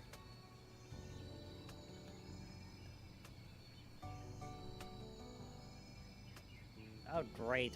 Which rune do we pick? 1, 2, 3, 4, or 5? What do you guys think? Or should Pudgy go clockwise? 1, 2, 3, 4, 5.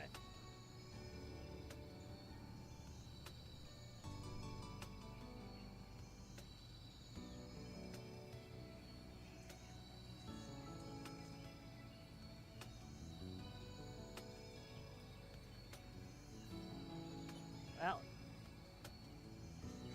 Pudgy agrees. Number 3.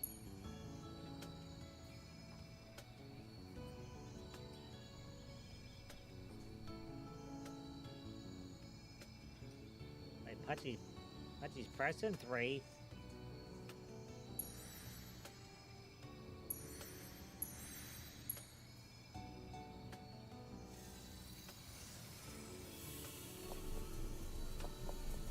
Oh, great, we broke it. What? A future intertwined with mist, an ending that cannot be foreseen? I haven't seen something quite like this in some time. Interesting. Well, what's going on? It doesn't look like it's a good result. On the contrary, it's like saying your future is unpredictable, or in other words, something hid your future from me. You're not what you seem like, Mr. Herod.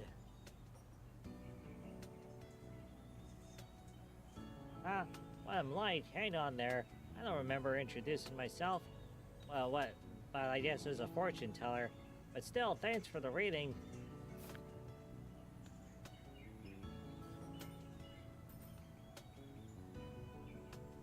Madame Suleiman, you're the second fortune teller I've met in my entire life. When I was working in the desert region, I met a fortune teller who was on their discovery journey. She's well respected by the locals. She once used a farmer's daughter tail fur to divine next month's rainfall. Fur divination is a common technique, especially when you've forgotten your crystal ball. But personally, I don't care for it. Maybe I was just born to clash with fur.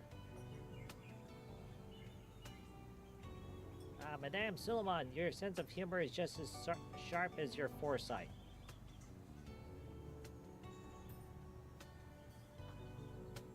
Are you here because of sweet dreams as well? That indeed is a magical drink. It has allowed me to listen to the prophet's insights, even during my sleep. But there's something else that's far more attractive to me.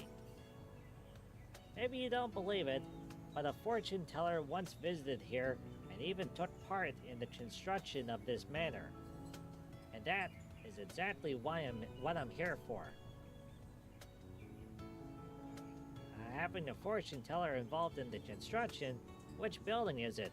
I remember they invited numerous fortune tellers to set the matrices when they were building in Talisdum City.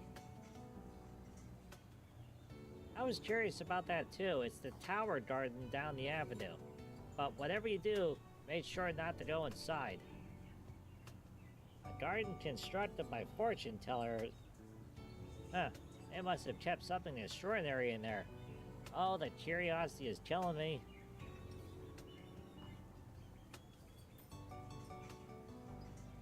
I can see speechless in your eyes. Let's speak about another time then, Mr. Herod.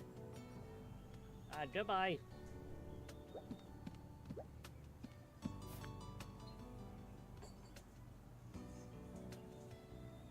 They also have sparkling water, juices. Oh, right, all drinks. That makes sense. It's a sanatorium. You look disappointed. I'm Jampo, the head waiter of the sanatorium. What can I get you? Sparkling water or concentrated apple juice?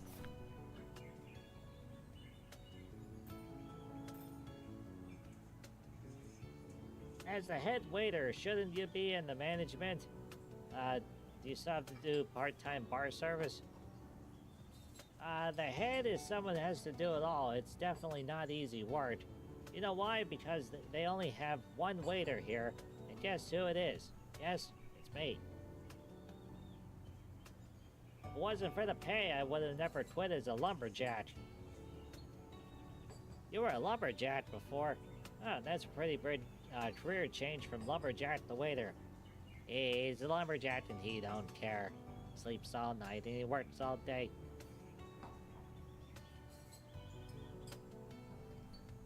That's nothing. I used to be a private gardener, a pet carer, a museum interpreter, a librarian, Wiley, and some other professions I can't really say out loud here, Mr. Harrod. You're just like a biographical novel's protagonist. Their lives are interconnected to historical events and filled with diverse experiences and careers. I beg to differ, Mr. Harrod. I won't be the protagonist into these books,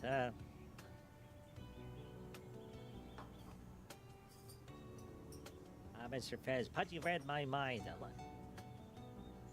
Yay! Pudgy's a lumberjack and Pudgy don't care. Pudgy sleeps all night. Pudgy works all day. Pudgy's a lumberjack. Okay, about sweet dreams.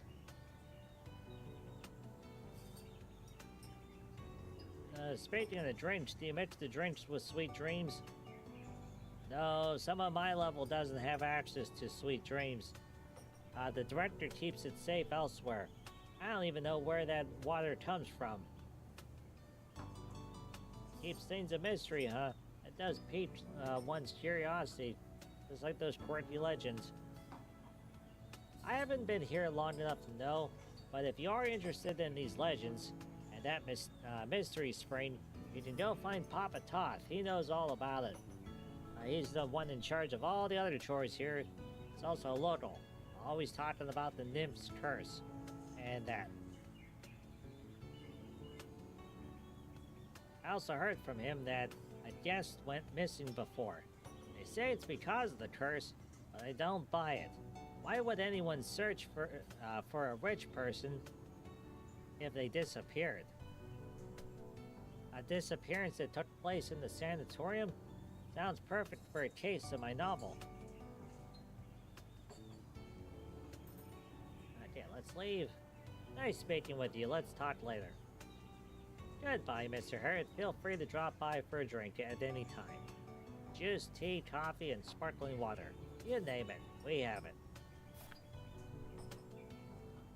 That's it. I met all the guests here. Time to grab Willie and leave. We still have some business to do.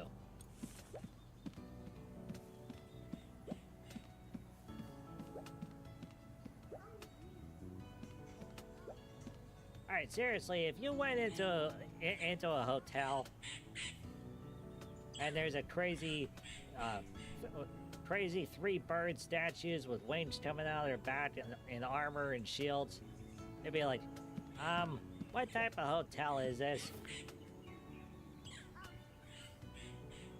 Usually there's a breakfast buffet with pancakes. Yep, time to take Willie. Yummy! The cakes here are so delicious. Is this what sanatorium life is like? You just eat and sleep all day? For you, yes, but as for me, I better get to work. It's a pity I lost my portable typewriter on the way here. Writers without their typewriters are like warriors without their weapons. Let's ask the receptionist, Miss Marion. She'll know. Yeah, let's head there now.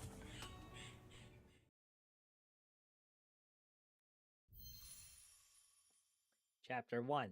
The Hidden Typewriter! Dun dun dun.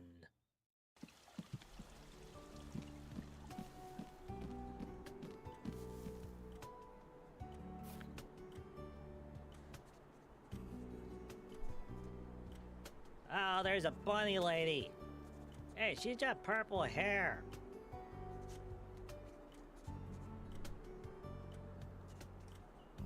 You know what would be funny is if VCR Bunny stopped by right at this moment whenever the purple-haired bunny's on the screen. That's a Pudgy friend over on Twitch. Miss Miranda says everything about this place is the worst. The ceilings are chipping away as if it's a piece of cookie. There's bugs underneath the floor. The rooms aren't properly soundproofed. Let's see, Fez says, I'd love to go to a hotel place like that. Weird things do make it interesting. Does she have the bingo cage? You know what? Maybe she does have the bingo cage. But she's still trying to get the bingo tumbler back from the bunnies. They won't give it back to Pudgy. She hopes you can resolve these issues as soon as possible. Also, please arrange for 2 feather pillows and a small silk bathrobe to be delivered to her room. Miss Bella, please let the Madame know that it is our honor to have her presence with us on this retreat. We will do our best to fulfill all her requests. Sounds like we got a princess with us. I heard from before that the celebrity who threw a heel at someone came here to hide from all the paparazzi. Are you saying, do you mean it's Miranda? The Miranda? I loved her movies, but ever since that incident, her reputation has gone down the drain. See, Mr. Fez says, threaten the bunnies with a Parcheesi marathon. Oh.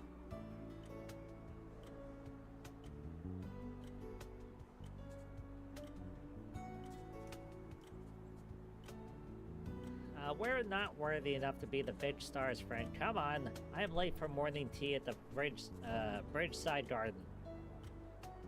Wait for me, Miss Squire. I'm going to the spa center as well.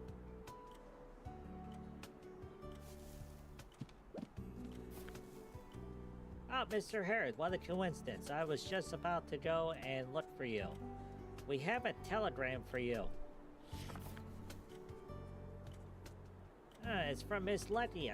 Tell her that we're having so much fun here and there's all you can eat dessert. Let's see what she wrote. Jeez, can she forget about the manuscript for just 1 second? Why did I even buy her a gift? How are you enjoying the sanatorium? Don't forget about the manuscript.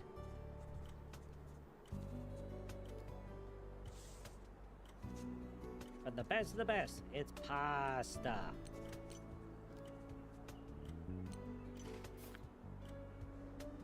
Miss Marion, could you send this parcel for me? I need a reply to this telegram as well.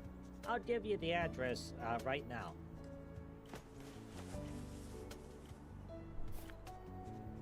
All done, Mr. Harrod. I have just sent the telegram. The postman will come to collect our guests' parcels and letters later. Oh, does the postman come every day?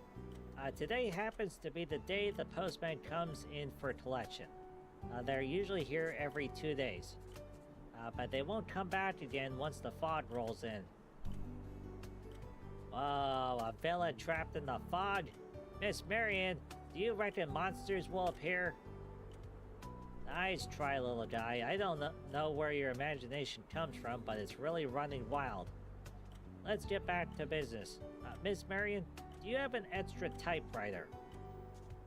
Typewriter? There is one in the utility room on the 3rd floor, but Mr. Repairman took the keys.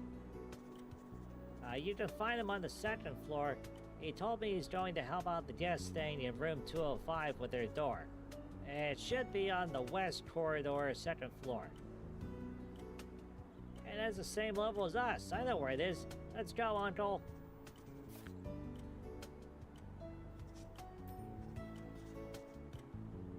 Let's go, kiddo. We need to get to the 2nd floor and look for Mr. Repairman first. Alright. Said 205.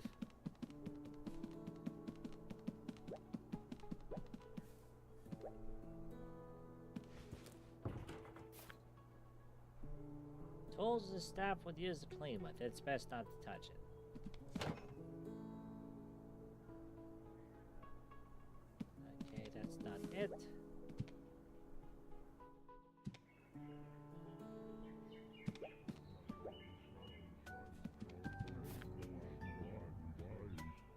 Excuse me, are you the repairman in charge of this place? Well, I'm doing some repair works. I checking the condition of the doors. Liar, liar, pants on fire. You're eavesdropping. You've seen it wrong. I'm the repairman. There's no way I would eavesdrop on our guests. We want to go to the utility room to find something. Miss Marion told us you have the key. What's going on here? Who are you? That's it. I'm here to fix the door. I don't remember reporting any problems, but since you're here, you might as well check out the toilet. It's blocked. And you two are? Hello, I'm Herod. I checked in with my nephew last night. Please call me Willie, the Great Willie. What a cutie pie. I'm Tin Oldier, the toy manufacturer. I'll bring a gift for you next time we see each other. Well, really? Thank you, Mr. Bear. By the way, I just saw Mr. Repairman in front of your door. This way, mister. Here's the key to the utility room. I trust you and your uncle to make your own way there. Speaking of which, do you know how to get to the utility room? It's on the 3rd floor, right? We just got here. We really don't know where things are. On the corridor you came from, there's a staff passage. You can go to the 3rd floor from there. I didn't lock the doors there. I need to go and fix the toilet. Fix the toilet! It's such a disaster. The toilet is completely blocked. Just my luck. Just wait and see. When I'm definitely going to... Yeah, it is a Mr. Bear.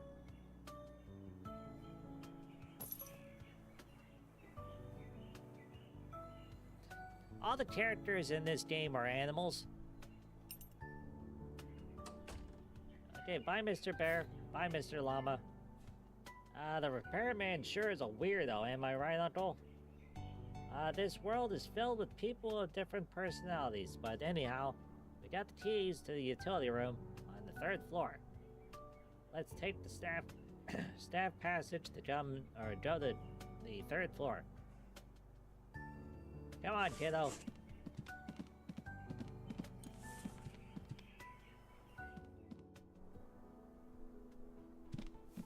Okay.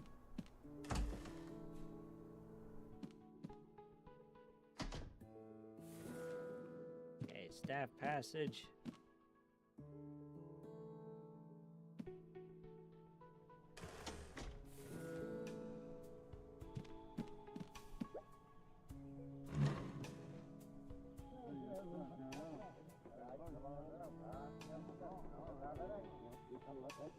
Yeah, to pick up the pace, increase the profits. Too radical brings trouble. The guest before. I am not a philanthropist.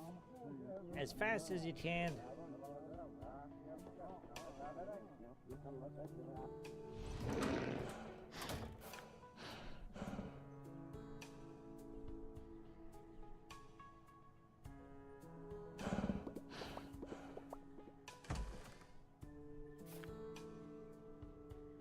We can have a discussion about it, but don't.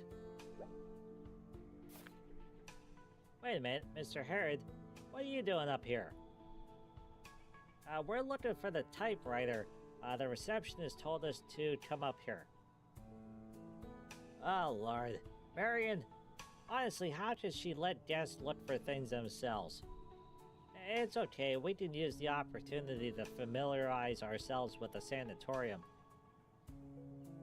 Typewriter should be in the utility room ahead. Please excuse me, I have some matters to take care of. Mr. Hornbell, we have to think this through. It looked like they're in a fight. That uncle with the long horns seemed quite indifferent. I didn't see him in the dining room this morning. He should be a guest here too, right? Let's leave it for now. We should head to the utility room and look for the typewriter. Okay, that's a problem. Why is this one all slashed through? That one's got one slash.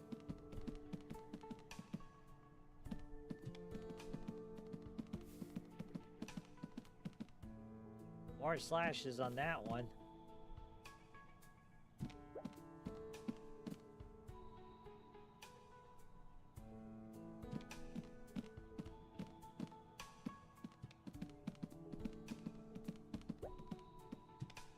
Yeah, that's not good. All the pictures are damaged in some way.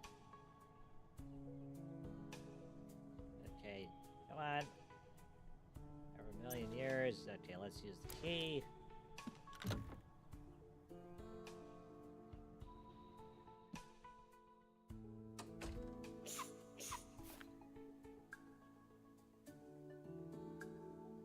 Wow, a dusty treasure house. Do you still remember what the other guest said? The Optimist family left their treasure. Ha! Maybe we could be the lucky ones.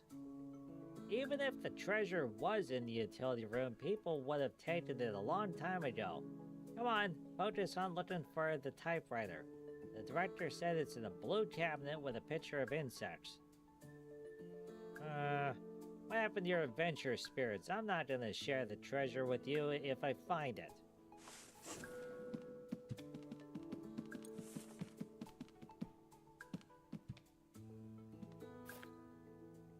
Look, it's an Eastern dragon. I saw one in my picture book. It's probably a prop, like something that's used in the parade.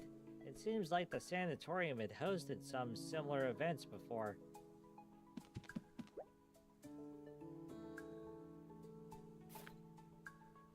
That side is blocked by the sundries. I haven't seen any blue cabinet on our way here, so it's probably behind it. But how can we get past it?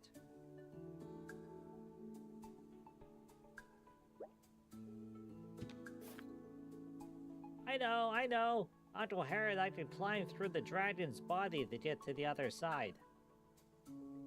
I bet the typewriter's there. The dragon's body, it does stretch to the other side of the room, but the mouth is shut. Let me see if I can find the mechanism to it. I can't open it. An eye's missing. Maybe that's the key to opening the mouth.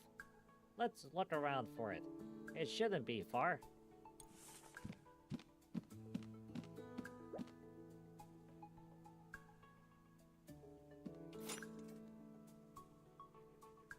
A locked alternate box we're looking for might be here. As for the password,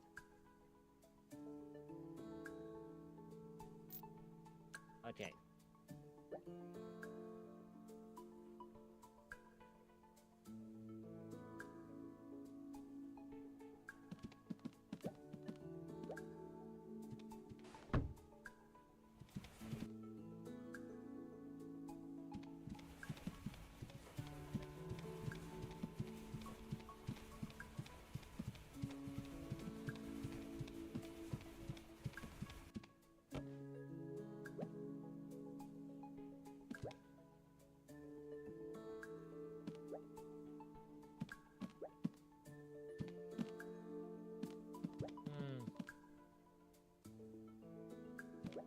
Well, there's a star, and then there's the 3 symbol.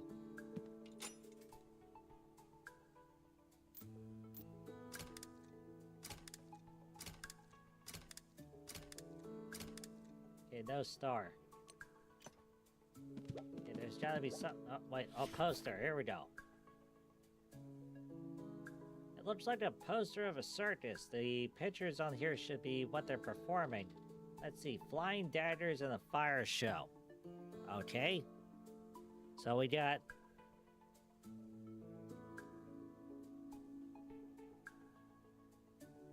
a sword.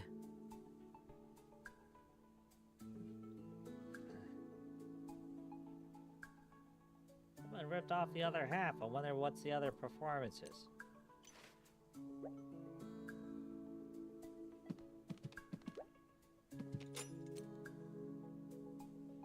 Well, is there a sword?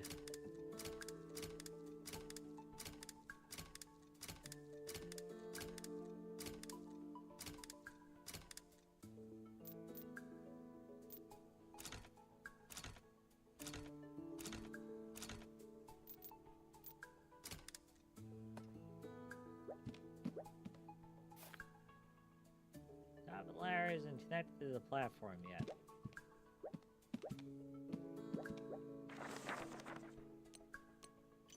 No, that's not it. Okay, this should do the trick.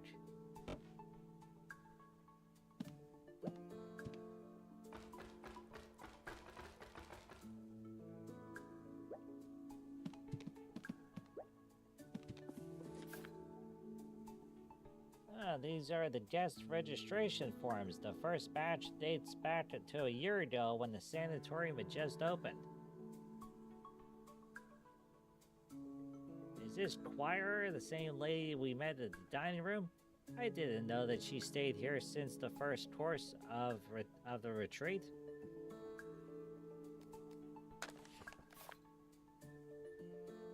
Session 3. It seems they made some minor adjustments to the registration form. Wealth class. I don't recall them asking me anything about that. I wonder what class I'd be in.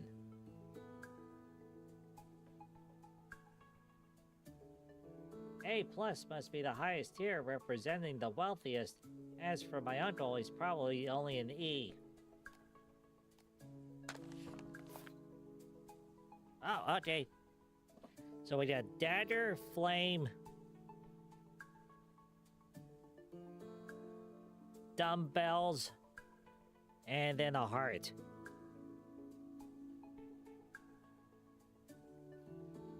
Okay. There's half a poster here. That reminds me of a certain little one that likes to put weird drawings and stickers in my books. I would call them a pleasant surprise for your reading time. That's it. That's the missing half. Let's put them together and see what's on there. Okay.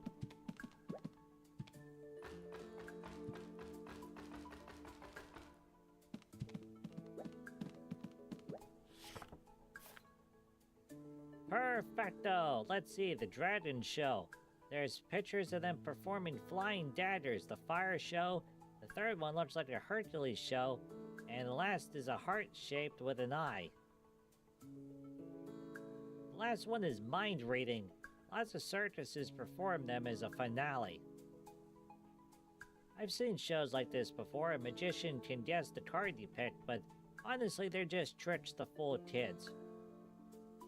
Haha, but you are just a kid yourself.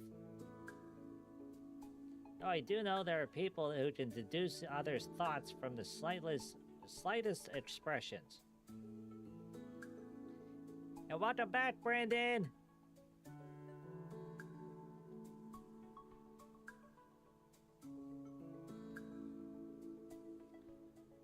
We're currently looking for a typewriter, and it looks like this is the combination to the puzzle lock. So, sword, fire, weight lift, and mind reading. Okay. Alright, so now we gotta do...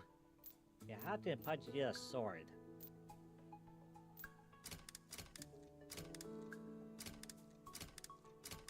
Oh no, this is like a Rubik's Cube. Okay. A sword? Okay, there's a sword. And then...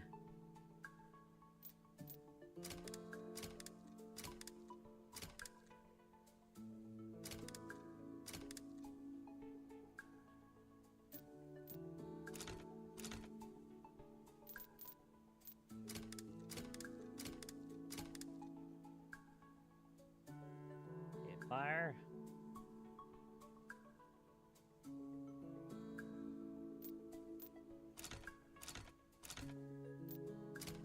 Okay, dumbbells. Okay, then the last one is...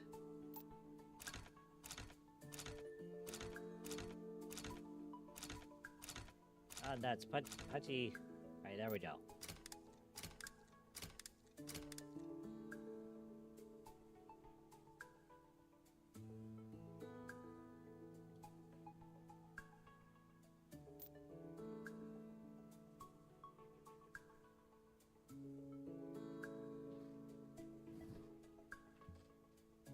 Now, wait a minute.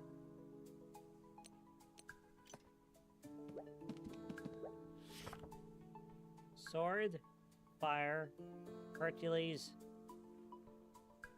heart with a circle and an eye in the middle.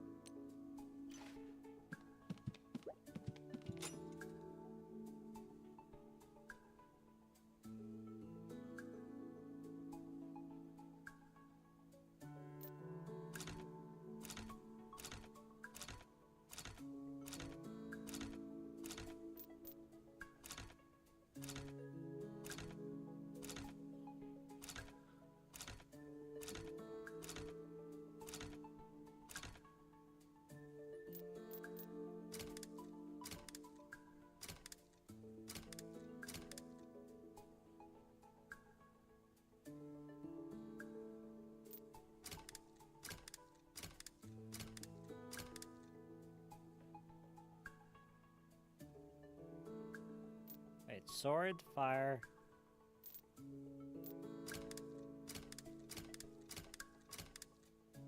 Right, dumbbells.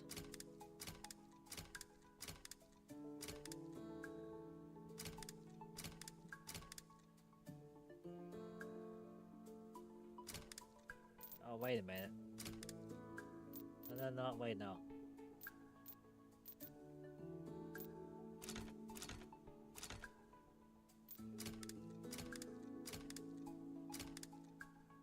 Sword, fire, dumbbell. Ah, there we go.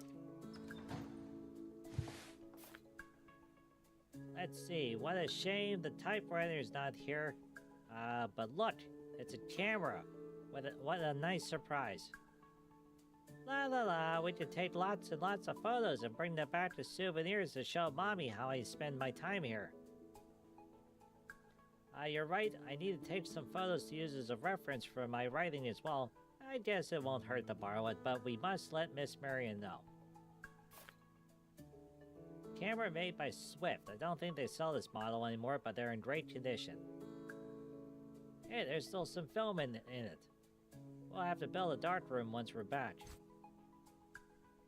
A pair of fly ball rackets. They haven't been used in a while. Is it really necessary to keep them in a safe? This should be the eye of the dragon. It's the perfect size. Why don't we put it in or put it on and see? I need to find the dragon eye.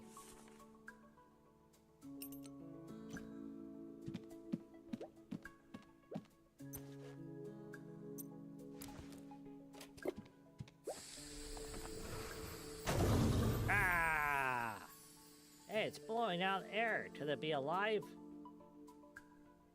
Buddy, you're wandering off again. But seriously, are you going to be scared to go in there by yourself? If anything happens, just come back at any time or just shout and I'll be there. I got it. There's nothing to worry about. This is just like the slide at the park. Now it's Willie's showtime. Oh yeah!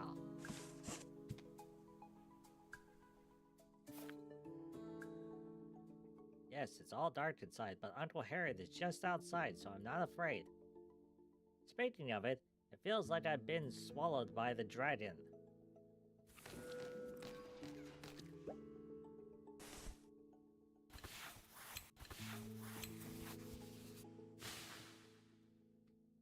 Take that, spider webs.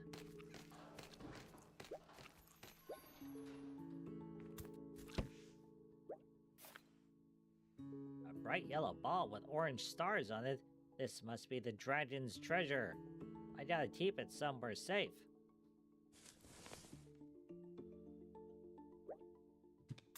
Wait.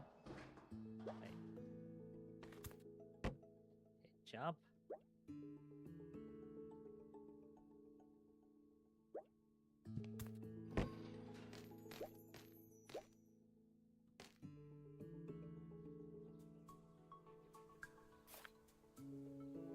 finally made it. The blue cabinet. Blue, where are you?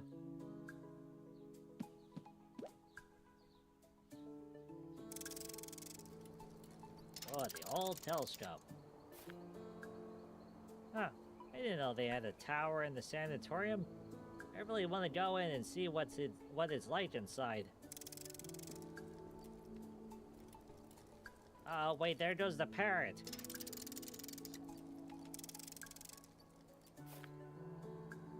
Isn't that Mr. Lyle's parrot? What's it doing in the tower? Now let's ask what's in there the next time we see them.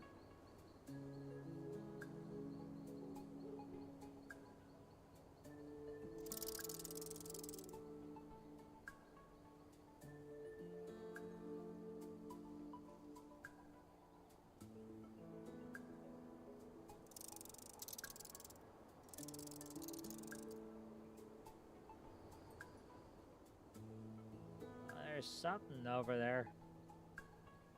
But you can't zoom in anymore, though. Hang on a minute. I'm supposed to be finding the road for Uncle. How did I spend so long on this telescope? Oh well. This is probably what they call adventuring. Hee hee.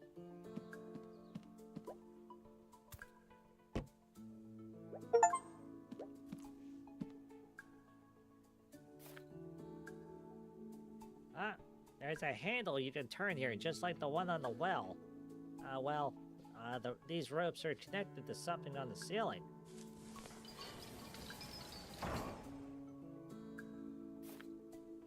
I got it. This device can control the drop lights on the ceiling. If I lower them to about similar heights, they'll form a path for Uncle Herod to follow. Okay.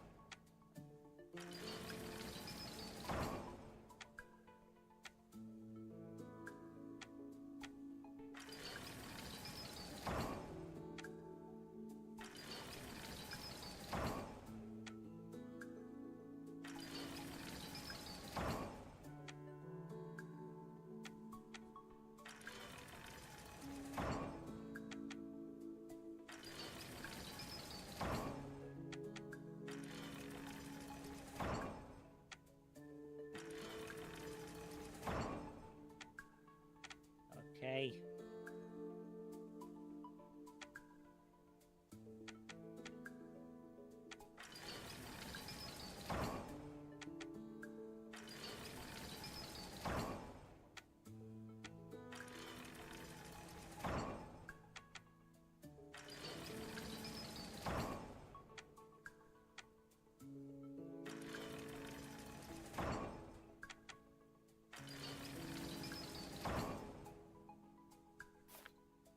Ah, there we go. Perfect. The super duper short corridor.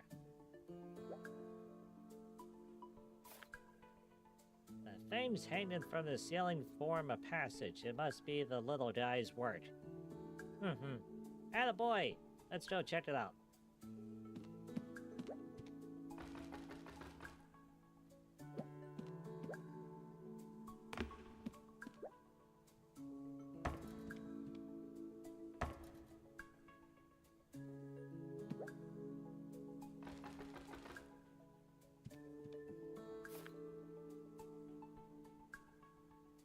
Catch me, Uncle Herod. Wait, don't you...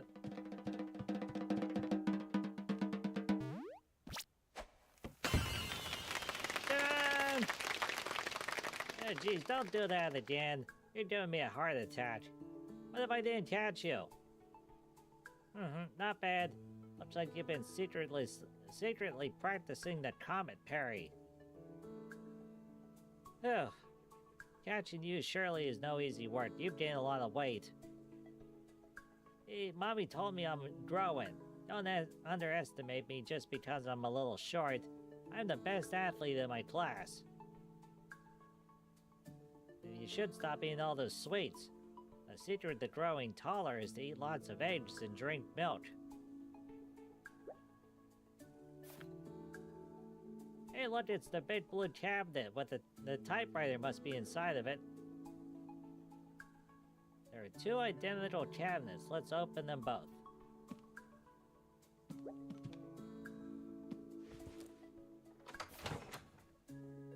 Cabinet is full of old books and scrolls. This paper looks pretty special.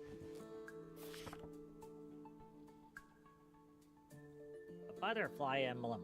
I knew it. It's another one of Heloise's journals.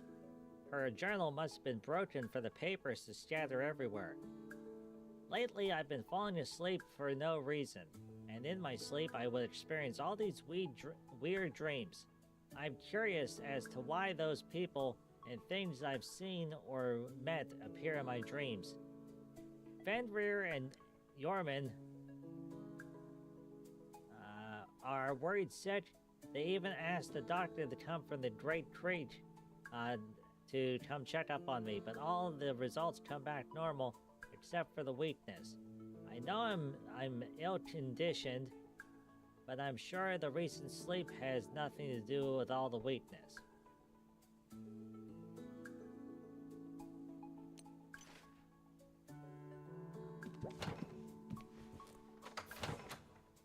Look, Uncle Harry, it's the typewriter. It's right here. Yep, it's a little dated, but it should still work.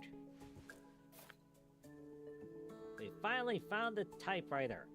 I didn't know it was going to take this much hassle. Without the great adventurer Willie, you could never find the typewriter alone. Alright.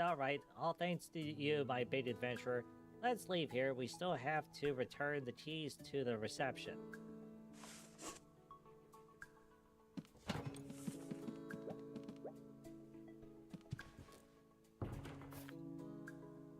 Damn, the door is open. We can just go back from here.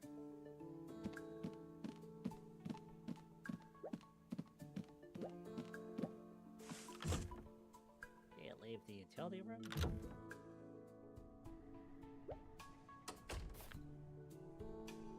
Mr. Director, I just finished my business and thought to help you with the typewriter, but it seems like I am a step behind. We found the typewriter and an old camera. Mr. Harrod, care to join me at my office for tea? It would be great to get to know a big-time author like yourself. It's actually our first time hosting an author. You're too kind. Sure, we don't have anything to do at the moment anyways.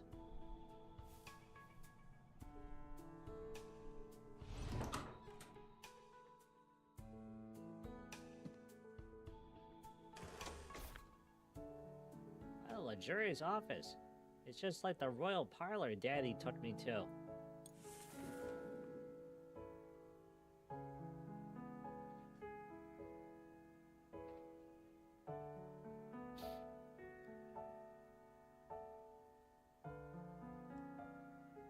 Well, you know what, everybody?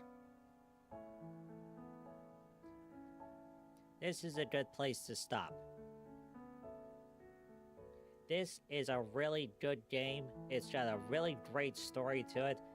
The puzzles are...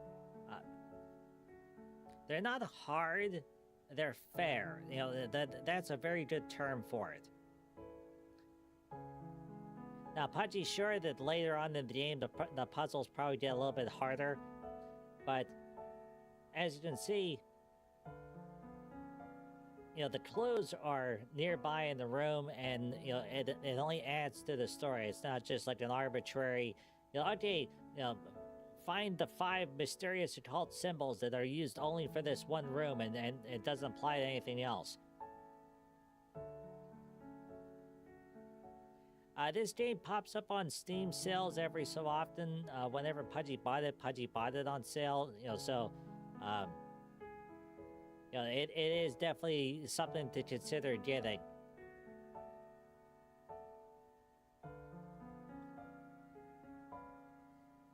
Okay, next on the official Pudgy Show schedule. Alright, this weekend there is no Sunday show over on Twitch or over here on YouTube, so no Sunday show. Pudgy's going with Cobalt to go see Mama Eagle. We're going to the retirement birdie tree, and we're gonna party and have fun, and, well, gonna have elderly birdie type fun.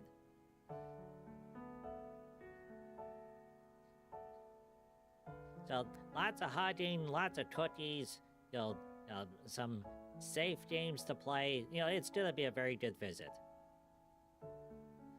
Mr. Fez says, nice smooth game, Pudgy. I enjoyed this. Characters are cool. The background and the music and the sound effects. Oh yeah, Mr. Fez, 100%. This is a really good game.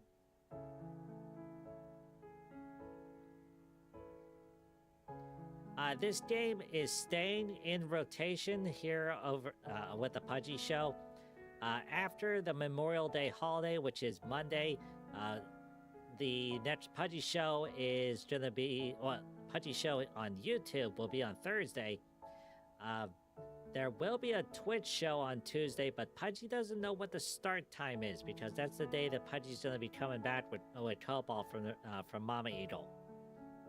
And Mr. Fez, Pudgy will let Mama Eagle know that you said hello.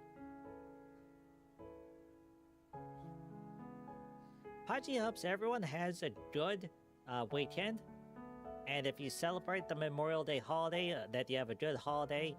Please be safe, run around, have fun, but, yeah, Pudgy knows that sometimes people set off fireworks. Be very, very careful with fireworks. You don't want to, you don't want to hurt yourself or blow your paw off.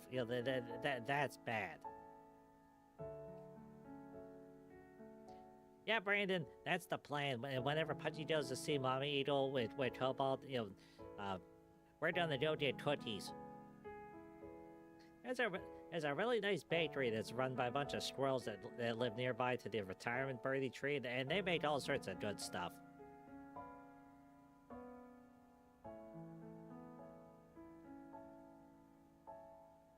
This game has the perfect music for doing intros and outros.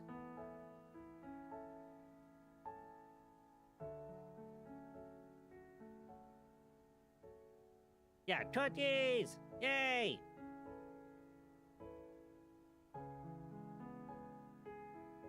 Pudgy would like to thank all the nice people who stopped by the Pudgy Show tonight. Thank you, Mr. Fez, for stopping by. Thank you, Brandon, for stopping by. Thank you, Legatus Legionai, for stopping by. Thank you, FKHC, for stopping by. And there's also a whole bunch of nice people that stopped by, but they didn't say anything. Thank you for stopping by. Pudgy truly appreciates each and every one of you, and... oh boy, Pudgy's automated messages are starting to work now. Hooray!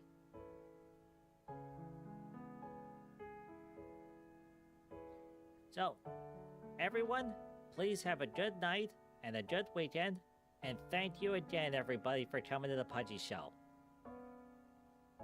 Bye, everyone!